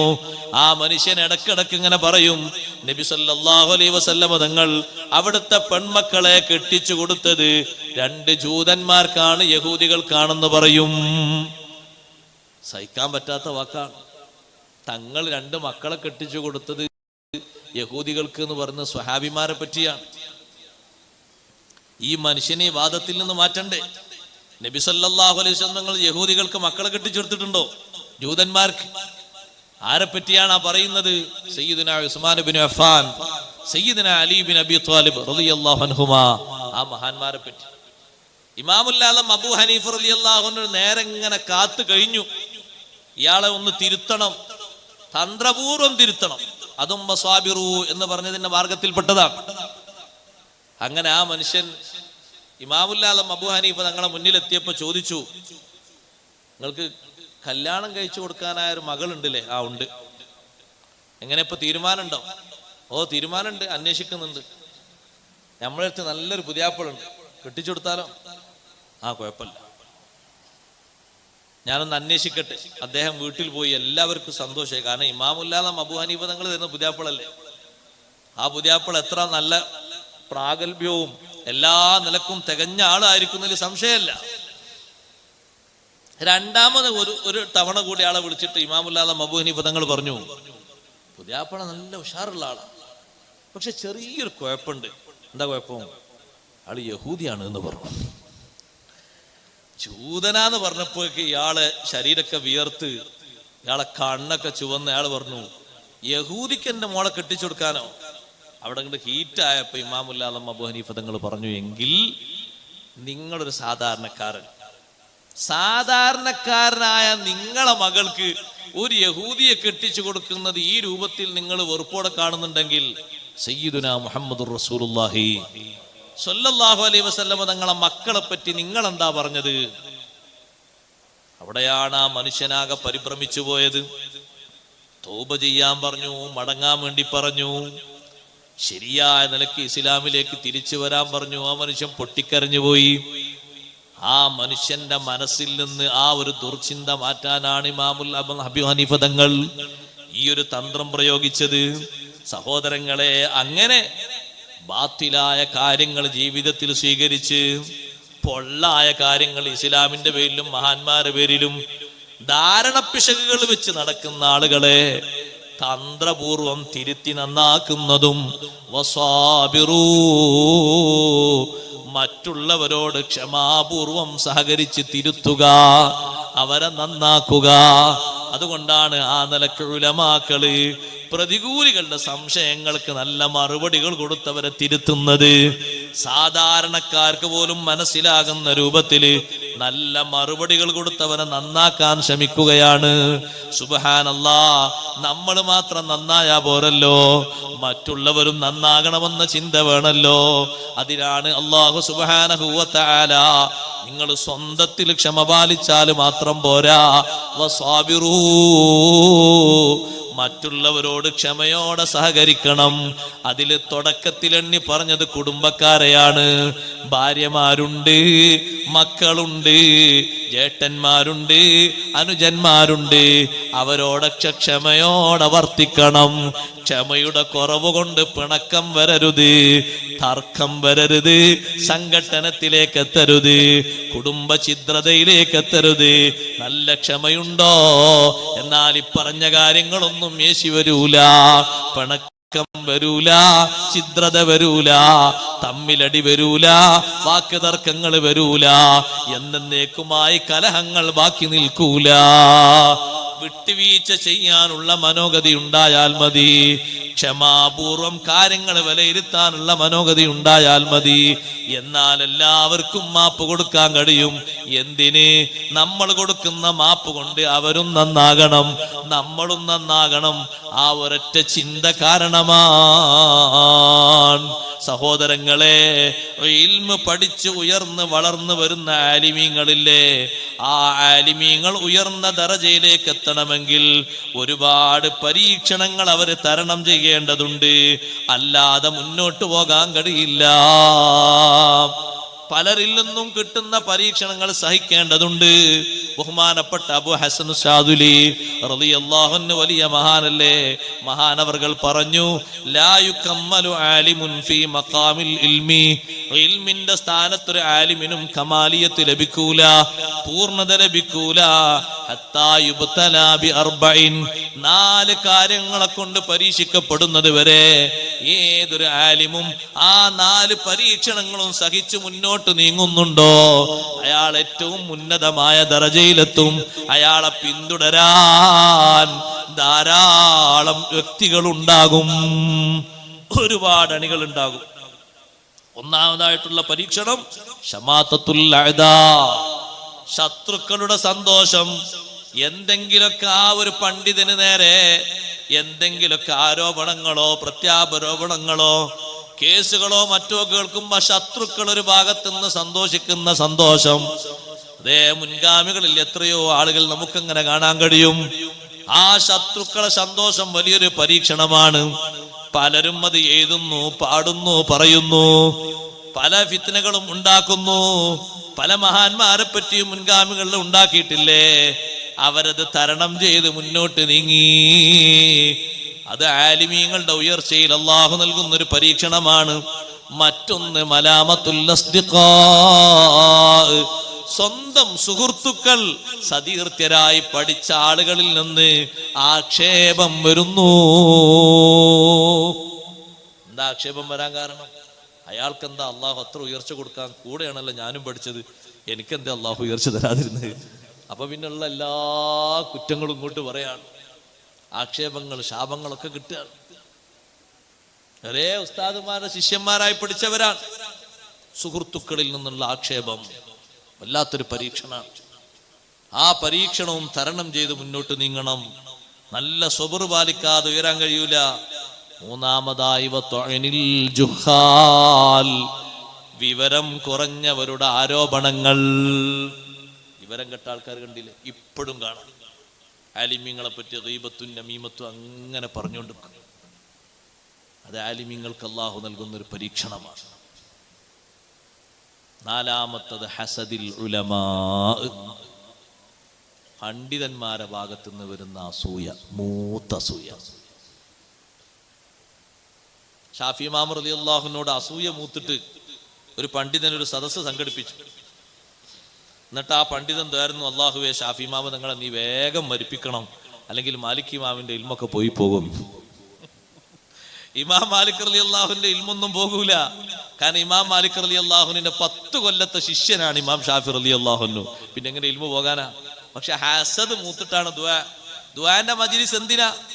മഴ കിട്ടാനോ അല്ലെങ്കിൽ നാട്ടിൽ എന്തെങ്കിലും പ്രശ്നങ്ങൾ പരിഹരിക്കാനോ രോഗം മാറാനോ അല്ല. ഷാഫി ഇമാമ തങ്ങളെ മരിപ്പിക്കണേന്ന് ദ്വാരക്കാൻ. ഇതല്ലേ ഷാഫി ഇമാമ തങ്ങൾ പറഞ്ഞത്, ഹസദുൽ ഫതാ ഇദ് ലം യനാലു സഅയഹു ഫൽകുല്ലു അഅദാഉൽ ലഹു വഖുസൂമു. ആ ചെറുപ്പക്കാരനോട് അന്നത്തെ കാലത്തെ പണ്ഡിതന്മാർക്ക് വലിയ അസൂയ. കാരണം ഷാഫി ഇമാം തങ്ങളെ അധ്വാനം അവരെത്തിച്ചിട്ടില്ല. ഷാഫി ഇമാം തങ്ങളെ ശിഷ്യന്മാരെ പോലെ ശിഷ്യന്മാർ അവർക്ക് കിട്ടിയിട്ടില്ല. ഫൽകുല്ലു അഅദാഉൽ ലഹു വഖുസൂമു. അതുകൊണ്ട് തന്നെ കുറെ ആളുകൾ ഷാഫി ഇമാം തങ്ങളെ എതിരാളികളായി, പ്രതികൂലികളായി. ചിലര് ചിന്തിക്കും ആരും എതിർക്കാത്ത ആളുകൾ മാത്രമേ വലിയ ആളുകളാകുള്ളൂ. അങ്ങനെ മനസ്സിലാക്കും. അങ്ങനല്ല. എതിർപ്പിന്റെ സ്വഭാവം ഒരു പരീക്ഷണമാണ്. എന്റെ വക എഴുതിക്കൊണ്ടൊന്നല്ല. ഇമാം അബുൽ ഹസൻ ഷാദുലി റളിയല്ലാഹു അൻഹു വലിയ മഹാനവറുകൾ പറയാണ്, ഈ 4 പരീക്ഷണങ്ങളും ഒരു ആലിമിന്റെ ഇൽമിന്റെ മഖാമിലേക്ക് ഉയർത്തപ്പെടുന്നതിൽ വരുന്ന പരീക്ഷണങ്ങളാണ്. ഫൈൻ സബറ അലാ ദാലിക, 4 സഹനം ശീലിച്ചാൽ, ക്ഷമ പാലിച്ചാൽ, ജഅലഹുല്ലാഹു ഇമാമൻ യുഖ്തദാ ബിഹി, പിന്തുടരപ്പെടാൻ പറ്റുന്ന വലിയൊരു നേതൃത്വമാക്കി അള്ളാഹു ആ പണ്ഡിതനെ നിശ്ചയിക്കും. ആളുകൾക്ക് അനുധാവനം ചെയ്യപ്പെടാൻ പറ്റുന്ന വലിയൊരു മാതൃകാ പുരുഷനാക്കും. ഈ പരീക്ഷണങ്ങളൊക്കെ തരണം ചെയ്ത് എത്രയെത്ര മഹാന്മാര് ഉന്നതങ്ങളിൽ നിന്ന് ഉന്നതങ്ങളിലേക്ക് ഉയർന്നിട്ടുണ്ട് സഹോദരങ്ങളെ. അപ്പോ മറ്റുള്ളവരോട് കാണിക്കേണ്ട ക്ഷമാപൂർവമുള്ള വിഷയം അതാണ്. വസ്വാബിറൂ, ക്ഷമ പാലിക്കണേ, മറ്റുള്ളവരോട് ക്ഷമയോടെ വർത്തിക്കണേ. വറാബിതൂ, നല്ല സന്നദ്ധത സ്വീകരിക്കണം. ഈ ക്ഷമ സ്വന്തത്തിൽ കൊണ്ട് നടക്കാനും മറ്റുള്ളവരോട് ക്ഷമ പാലിക്കാനും സ്വന്തം ശരീരത്തെ ഒന്ന് പിടിച്ചിരുത്താനുള്ള കഴിവില്ലേ, ആ കഴിവ് വേണം. അതാണ് റാബിതു. അതൊരു തീവ്ര പരിശ്രമമാണ്, തീവ്ര പരിശ്രമമാണ് സഹോദരങ്ങളെ. അള്ളാഹുവിന്റെ മാർഗത്തില് നമ്മുടെ ശരീരത്തിന് നമ്മൾ നൽകുന്നൊരു പ്രതിരോധം.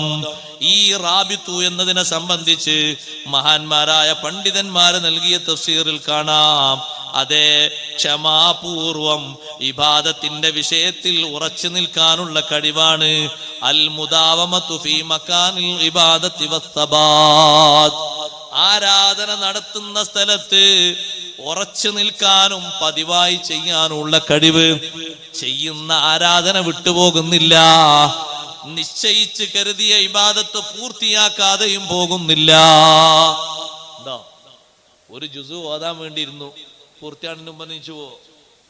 എന്നാ ഈ പറയുന്ന മുറാബത്ത് എത്തിയിട്ടില്ല. സന്നദ്ധത, സജ്ജീകരണം എന്ന് പറഞ്ഞാൽ ഒരു തീവ്ര പരിശ്രമമാണ്.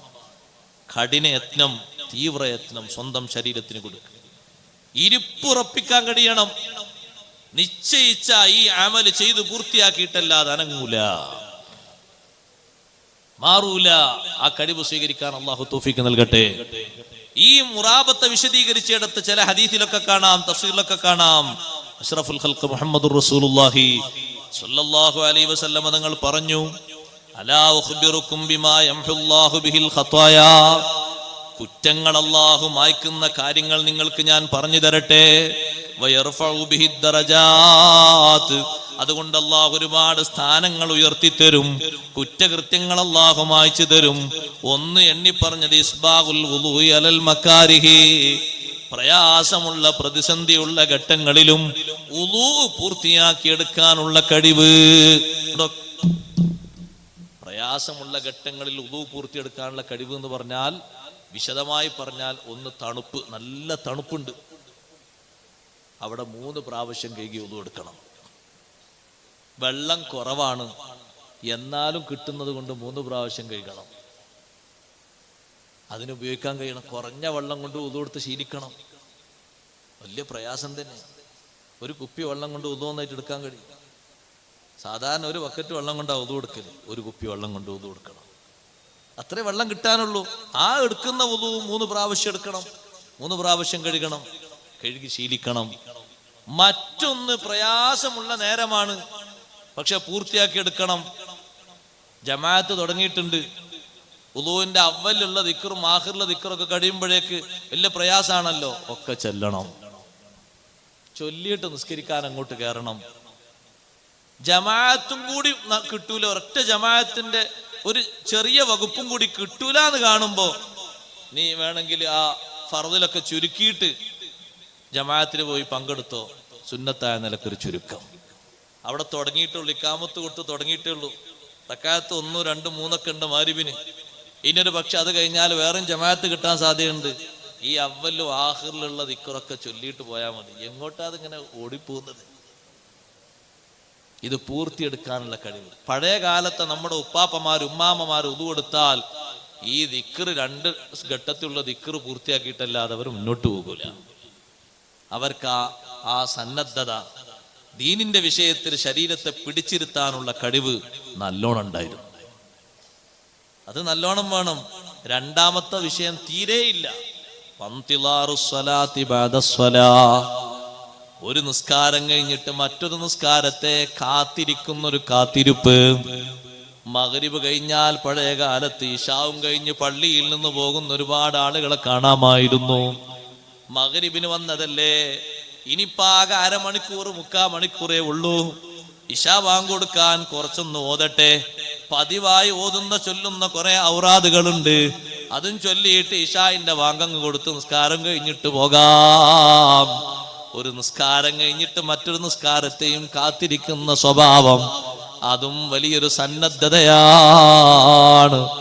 മഗ്‌രിബ് നിസ്കാരം കഴിഞ്ഞിട്ട് സമയവും ഒഴിവും കഴിവൊക്കെ ഉണ്ടെങ്കിൽ, ഉമ്മമാരെ മറ്റു തിരക്കുകളും കാര്യങ്ങളൊന്നും ഇല്ലെങ്കിൽ ഇശായിന്റെ നിസ്കാരം വരെ കാത്തിരിക്കുന്നത് വല്ലാത്ത ശ്രേഷ്ഠതയുള്ളൊരു അമലാണ്.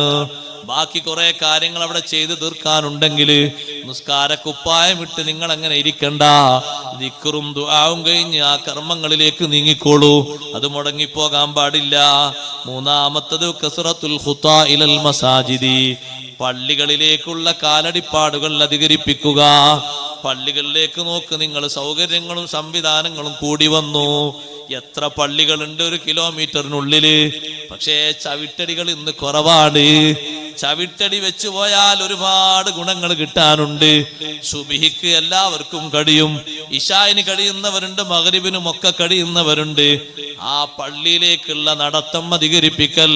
3 പറഞ്ഞിട്ട് നബി സല്ലല്ലാഹു അലൈഹി വസല്ലം പറഞ്ഞു, ഫദാലികുമുർ റിബാത്ത് ഫദാലികുമുർ റിബാത്ത് ഫദാലികുമുർ റിബാത്ത്. ഈ 3 കാര്യങ്ങളുമാണ് റിബാത്ത്, സന്നദ്ധത, അതുപോലെ തന്നെ സജീവത എന്നതുകൊണ്ടൊക്കെ ഉദ്ദേശിക്കുന്നത്. ആള് സജീവത ഉള്ള ആളാണെങ്കിൽ അയാൾ കുറച്ച് കാണാൻ പറ്റിയ അടയാളങ്ങളാണ് ഇതൊക്കെ. ഇതിലിപ്പോൾ നിസ്കാരവുമായി ബന്ധപ്പെട്ട് തന്നെയാണ് പ്രധാനമായും പറഞ്ഞത്. ആ നിസ്കാരവുമായി ബന്ധപ്പെട്ടും പള്ളിയുമായി ബന്ധപ്പെട്ടും ഒരു ഈമാനുള്ള മനുഷ്യന്റെ ബന്ധം ചെറിയൊരു ബന്ധമല്ല. വറാബിതു, അള്ളാഹുവിന്റെ മാർഗത്തിൽ സഹോദരങ്ങളെ ശരീരത്തെ പിടിച്ചു വെക്കാനുള്ള കഴിവ്, അള്ളാഹുവിന്റെ മാർഗത്തിൽ ഇരുപ്പുറപ്പിക്കാനുള്ള കഴിവ്, ആ കഴിവ് നേടിയെടുക്കണം. അള്ളാഹു നമ്മെ സഹായിക്കുമാറാകട്ടെ. അള്ളാഹുവിന്റെ മാർഗത്തിൽ കാത്തിരിപ്പിനുള്ള കഴിവ്. നിങ്ങൾ നോക്ക്, അള്ളാഹുവിന്റെ മാർഗത്തിൽ കാത്തിരിപ്പ് എന്ന് പറഞ്ഞാൽ ഇതുകൊണ്ട് മാത്രം ഉദ്ദേശിച്ചിരുന്നില്ല. ഒരു വാച്ച്മാനെ സംബന്ധിച്ചിടത്തോളം അയാൾ അള്ളാഹുവിന്റെ മാർഗത്തിലാണ് ഈ കാവൽ നിൽക്കുന്നത്. രാവും പകലും ഒരു സ്ഥാപനത്തിന് വേണ്ടി കാവൽ നിൽക്കുന്ന വാച്ച്മാനെ കണ്ടിട്ടില്ലേ? അള്ളാഹുവിന്റെ മാർഗത്തിൽ ദീനിന് വേണ്ടിയുള്ള ഒരു കാത്തിരിപ്പാണ്. ഈ ഇൽമു കിട്ടാൻ വേണ്ടി മുത്തഅല്ലിമീങ്ങൾ കാത്തിരിക്കുന്ന കാത്തിരിപ്പ്, അതെ, ഉസ്താദ് വരുന്ന സമയം വരെ കാത്തിരിപ്പ്, ജമാഅത്ത് നിസ്കാരത്തിന് വേണ്ടിയുള്ള കാത്തിരിപ്പ്, ബാങ്ക് കൊടുക്കുന്നതിന്റെ മുമ്പ് തന്നെ വുളു എടുത്തിട്ട് നിസ്കരിക്കാൻ വേണ്ടിയുള്ള കാത്തിരിപ്പ്. എന്തെല്ലാം കാത്തിരിപ്പുകൾ അല്ലാഹുവിന്റെ മാർഗത്തിലുണ്ട്. അതെല്ലാം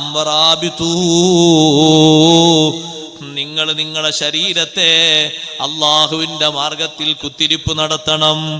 മൻ റാബത യൗമൻ വലൈലതൻ ഫീ സബീലില്ലാഹ്, ഒരു രാവും പകലും അല്ലാഹുവിന്റെ മാർഗത്തിൽ ഒന്ന് കാത്തിരിപ്പിന് നമ്മുടെ ശരീരത്തെ വിനിയോഗിച്ചാൽ കാന കഅദ്ലി സിയാമി ശഹരിൻ വഖിയാമിഹി, ഒരു മാസത്തെ നോമ്പിനോട് ഒരു മാസത്തെ നിസ്കാരത്തിനോട് അത് സമാനമാകും, തുല്യമാകും. ചെറിയ മഹത്വമുള്ള കാര്യമല്ല, വലിയ മഹത്വമുള്ള കാര്യമാണ്.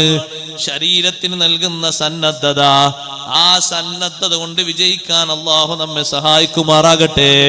നല്ല സ്വബർ പാലിച്ച് ജീവിക്കണം, ക്ഷമാപൂർവം ജീവിക്കണം. ശരീരത്തെ ഒരു കാര്യത്തിന് വേണ്ടി പിടിച്ചിരുത്താനുള്ള കഴിവ് അത് നേടിയെടുക്കുന്നവർ മറ്റു മാർഗങ്ങളിലേക്കൊന്നും ശ്രദ്ധ പോകാതെ ചെയ്യുന്ന അമല് പൂർത്തിയാക്കാൻ വേണ്ടി സജീവമായി സഹകരിക്കണം. കൂട്ടത്തിലൊന്ന് പറയട്ടെ, ദീനിന്റെ ഖിദ്മത്ത് നടത്തുന്ന ഖാദിമീങ്ങളെ, ഒരു മീറ്റിങ്ങിന് വേണ്ടി വന്ന് 1 മണിക്കൂർ 2 മണിക്കൂർ നേരം ഒന്ന് കുത്തിരിപ്പ് നടത്തിയാൽ അത് വെറുതെ ആകുന്നില്ല. ആരെങ്കിലും ഒരാൾ വരാൻ വേണ്ടി നമ്മൾ കാത്തിരിക്കുകയാണ്. അയാൾ വന്നിട്ടേ യോഗം തുടങ്ങൂ. അയാൾ എത്താൻ കുറച്ചു നേരം വൈകി. മുറുമുറുപ്പ് വേണ്ട, ഒന്നും വേണ്ട. വരാൻ കാത്തിരിക്കുന്ന ആളെ പറ്റി തിന്നു തീർക്കണ്ട. അള്ളാഹുവിന്റെ മാർഗത്തിലല്ലേ വന്നിരിക്കുന്നത്. ക്ഷമാപൂർവം ശരീരത്തെ തടഞ്ഞിരുത്തിക്കോളൂ. അയാൾ എന്തെങ്കിലും തിരക്കിൽപ്പെട്ട് വരാൻ അല്പം വൈകിയതാണ്. അയാൾ വന്നപ്പോ പറഞ്ഞു ചെറിയൊരു ഹോസ്പിറ്റലിൽ പോകേണ്ടി വന്നു, പെട്ടെന്ന് വന്ന കേസാണ്, അതുകൊണ്ട് 1/2 മണിക്കൂർ വൈകിയിട്ടുണ്ട്. നമ്മൾ പറഞ്ഞത് വെറുതെ ആകരുത്, ഇരുത്തം വെറുതെ ആകരുത്. 1/2 മണിക്കൂർ 1 മണിക്കൂർ ഒരു മീറ്റിങ്ങിന് വേണ്ടി ഇരുന്ന് കൊടുക്കുന്നത് ഇന്നത്തെ കാലത്തൊരു മോശപ്പെട്ട പണിയായി തോന്നരുത്. അതും അള്ളാഹുവിന്റെ മാർഗത്തിൽ ഒരു കുത്തിരിപ്പാണ്. നബി സല്ലല്ലാഹു അലൈഹി വസല്ലമ തങ്ങൾ അവിടുത്തെ പന്തലിന് വേണ്ടി, അവിടുത്തെ യുദ്ധങ്ങൾക്ക് വേണ്ടി, സമരങ്ങൾക്ക് വേണ്ടി കാത്തിരിക്കാനും കാവൽ നിൽക്കാനും മുന്നോട്ട് നിൽക്കുന്ന സ്വഹാബിമാരില്ലേ, അവർക്കൊരുപാട് സന്തോഷങ്ങൾ നൽകാറുണ്ട്. ഈ ദുനിയാവിൽ ഈ 3 ഘട്ടങ്ങളിലൂടെയും ജീവിച്ച് വത്തഖുല്ലാഹ ലഅല്ലകും തുഫ്ലിഹൂൻ, നിങ്ങൾ അല്ലാഹുവിനെ സൂക്ഷിച്ച് തഖ്വയിലായി ജീവിക്കണം, എന്നാൽ വിജയത്തിലേക്കെത്താം. മറ്റൊരു ഭാഷയിൽ ഈ ആയത്തിനെ വ്യാഖ്യാനിച്ച മഹാന്മാര് ഇസ്ബിറു, നിങ്ങൾ ക്ഷമ പാലിക്കുക എന്ന 1ാമത്തെ വചനത്തിന് ശരീഅത്തനുസരിച്ച് ജീവിക്കുക എന്നും, വസ്വാബിറു, മറ്റുള്ളവരോട് ക്ഷമാപൂർവം സഹകരിച്ച് അവരെ കൂടി നന്നാക്കുന്ന മേഖല സ്വീകരിക്കുക, അതിന് ത്വരീഖത്ത് എന്നും 2 മാർഗങ്ങളും സ്വീകരിച്ചാൽ വറാബിതു, അള്ളാഹുവിന്റെ മാർഗത്തിൽ മനസ്സിനെയും ശരീരത്തെയും തടഞ്ഞു നിർത്താനുള്ള കഴിവ് നേടുന്നത് ഹഖീഖത്തായും പരിചയപ്പെടുത്തിയിട്ടുണ്ട്. വിശുദ്ധ ഖുർആനിന്റെ വചനങ്ങൾക്ക് അങ്ങനെയും തഫ്സീർ നൽകിയത് കാണാം. അല്ലാഹു നമുക്ക് നല്ല ക്ഷമ നൽകുമാറാകട്ടെ. നല്ല സുബ്ർ വേണം. സുബ്ർ നിൽക്കലും വിട്ടുപോകരുത്. സുബ്റാണ് ഈമാനിന്റെ ഏറ്റവും പ്രധാനപ്പെട്ട സംഗതി. പരീക്ഷണത്തിനനുസരിച്ച്, ക്ഷമിക്കുന്നതിനനുസരിച്ച് അള്ളാഹു ദറജകൾ ഏറ്റിത്തരും. ഒരൊറ്റ കാര്യം കൂടി പറഞ്ഞ് ഞാൻ എൻ്റെ വാക്കുകൾ ഉപസംഹരിക്കുന്നു. അള്ളാഹു നമ്മുടെ മജ്‌ലിസ് സ്വീകരിക്കുമാറാകട്ടെ. നിങ്ങൾ നോക്ക്, ബഹുമാനപ്പെട്ട മുത്തറഫ് ബിൻ അബ്ദുല്ലാഹിൽ ഹർഷി റളിയല്ലാഹു അൻഹു വലിയൊരു മഹാനാണ്. മുത്തറഫ് ബിൻ അബ്ദുല്ലാഹി റളിയല്ലാഹു അൻഹു പറഞ്ഞു, ഞങ്ങൾ റബീ റളിയല്ലാഹു അൻഹു കാണാൻ വേണ്ടി പോകാൻ. റബീ റളിയല്ലാഹു അൻഹു കാണാൻ വേണ്ടി പോകുമ്പോൾ വെള്ളിയാഴ്ചയാണ്, ജുമയിലും പങ്കെടുക്കുക, മഹാനവറുകളെ കൂടെ ജുമയിൽ നിസ്കരിക്കാന്ന് കരുതിയിട്ട് വെള്ളിയാഴ്ച ഞങ്ങൾ പോകുന്ന റൂട്ടിൽ ഒരു വലിയ മഖ്ബറയുണ്ട്. ആ മഖ്ബറയിൽ ഒരു ജനാസ ഖബറടക്കുന്നത് കണ്ടു. കിട്ടിയ നേരാണല്ലോ, ഒരു ജനാസ ഖബറെടുക്കുമ്പോൾ ഒന്ന് കൂടിക്കൊടുത്താൽ വലിയ കൂലിയല്ലേ. ഒന്ന് നിസ്കരിക്കാനും ഒന്ന് ഖബറെടുക്കാനൊക്കെ ഒന്ന് കൂടിക്കൊടുക്കാന്ന് കരുതിയിട്ട് അങ്ങോട്ട് പോയി. അങ്ങനെ ആ ജനാസ ഖബറടക്കുന്നതിൽ ഞങ്ങളൊന്ന് പങ്കെടുത്തു. അങ്ങനെ വലിയ പുണ്യമുള്ള സംഗതിയാണത്. ജനാസ ഖബറടക്കുമ്പോൾ കുറച്ച് ആളുകളാണ് അവിടെ കൃത്യം നിർവഹിക്കുന്നതെങ്കിലും ഒന്ന് ഷാഹിദായി, സാക്ഷിയായി കൊടുത്താൽ നമുക്കും കിട്ടും, ഫർള് കിഫായന്റെ കൂലിയൊക്കെ കിട്ടും. അത് ചെറിയൊരു സംഗതിയല്ല, വലിയ സംഗതിയാണ്. അപ്പൊ അതിനു വേണ്ടി ഞങ്ങൾ കുറച്ച് ആളുകൾ അങ്ങോട്ട് ചെന്നു. ആ ഖബറടക്കം കഴിഞ്ഞപ്പോ ബഹുമാനപ്പെട്ട മുത്തറഫ് ബിൻ അബ്ദുല്ലാഹി റളിയല്ലാഹു അൻഹു പറയാണ്, ഞാൻ കുറച്ചിങ്ങോട്ട് മാറി നിന്നിട്ട് 2 റക്അത്ത് നിസ്കരിച്ചു. ഖബറിൽ നിന്ന് കുറെ അങ്ങോട്ട് വന്നിട്ട് 2 റക്അത്ത് നിസ്കരിച്ചു. ആ നിസ്കാരം ഞാനങ്ങ് വളരെ തഖ്ഫീഫാക്കി, ചുരുക്കിയാ നിസ്കരിച്ചത്. ചുരുക്കി നിസ്കരിക്കാൻ, ശരിക്ക് ഭദ്രമായി സുന്നത്തുകളൊക്കെ പൂർത്തിയാക്കി നിസ്കരിക്കുന്നത് എനിക്ക് തൃപ്തിപ്പെട്ടില്ല. ഒന്ന് ചുരുക്കി നിസ്കരിക്കാമെന്ന് കരുതിയിട്ട് 2 റക്അത്ത് ഞാനൊന്ന് ചുരുക്കി നിസ്കരിച്ചു. നിസ്കാരം കഴിഞ്ഞിട്ട് ഞാനൊന്ന് ഇരുന്നൊന്ന് തൂങ്ങിയുറങ്ങിയപ്പോ നേരത്തെ ഖബറടക്കിയ ഖബറാളിയെ ഞാൻ കണ്ടു. ആ ഖബറാളി വന്നിട്ട് എന്നോട് സംസാരിക്കുന്നു, ഒരു 2 റക്അത്ത് നിസ്കാരം ഒന്ന് ഭദ്രമായി ഉറപ്പിച്ച് സൂക്ഷ്മതയോടെ നിർവഹിക്കാൻ നിങ്ങൾക്ക് സാധിച്ചില്ല അല്ലേ? 2 റക്അത്തല്ലേ നിസ്കരിച്ചത്, അത് തന്നെ നിങ്ങൾ ചുരുക്കിക്കളഞ്ഞല്ലോ. അങ്ങനെയാണ് നിങ്ങൾ ചെയ്തത്. നിങ്ങൾ കുറെ കാര്യങ്ങൾ ചെയ്യുന്നു, പക്ഷേ ചെയ്യുന്നതിനെ പറ്റി നിങ്ങൾ അറിയുന്നില്ല, ചിന്തിക്കാനോ നിങ്ങൾ ശ്രമിക്കുന്നില്ല. എന്നിട്ട് ആ ഖബറടക്കിയ ഖബറാളി മുത്തറഫ് ബിൻ അബ്ദുല്ലാഹി റളിയല്ലാഹു അൻഹുവോട് പറയുന്നു, നിങ്ങളെപ്പോലെ നിങ്ങൾ നിസ്കരിച്ച 2 റക്അത്ത് പോലെ ഞാനാണ് നിസ്കരിക്കുന്നതെങ്കിൽ ഞാനത് ഭദ്രമായി സുന്നത്തുകളും പാലിക്കേണ്ടതൊക്കെ പാലിച്ച് നന്നായി നിസ്കരിക്കുന്നത് ദുനിയാവ് മൊത്തം കിട്ടുന്നതിനേക്കാളും എനിക്ക് സന്തോഷമാണ്. അപ്പൊ ഞാൻ ചോദിച്ചു, ആ ഖബറാളിയോട് ഞാൻ ചോദിച്ചു, ഇവിടെ കിടക്കുന്നത് ആരാണ്?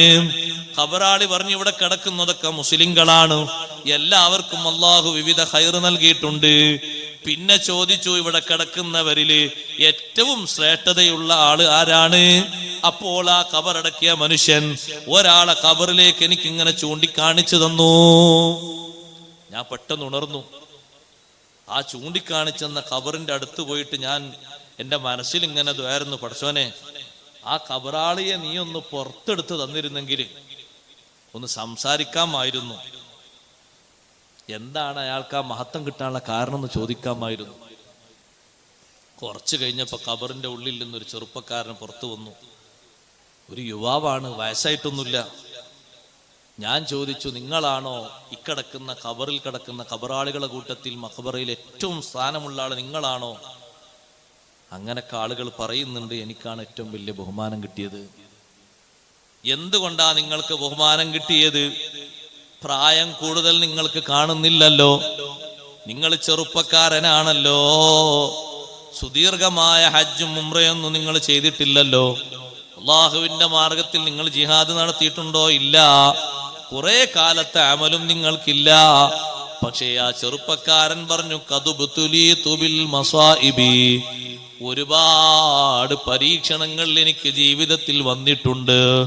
സ്വന്തത്തിൽ വന്നിട്ടുണ്ട്, കുടുംബത്തിൽ വന്നിട്ടുണ്ട്, കൂട്ടുകാരിൽ വന്നിട്ടുണ്ട്, നാട്ടുകാരിൽ വന്നിട്ടുണ്ട്. പക്ഷേ എല്ലാം ഞാൻ ക്ഷമിച്ചു കളഞ്ഞു. ഒന്നിനും എനിക്ക് ക്ഷമയിലൊരു കുറവുണ്ടായിരുന്നില്ല. ആ ഒരൊറ്റ കാരണം കൊണ്ടാണ് ഈ കിടക്കുന്ന ഖബറാളികളിൽ അള്ളാഹു എനിക്ക് വലിയ സ്ഥാനം തന്നത്. അതുകൊണ്ട് സഹോദരങ്ങളെ, നല്ല ക്ഷമാപൂർവം ജീവിക്കണം.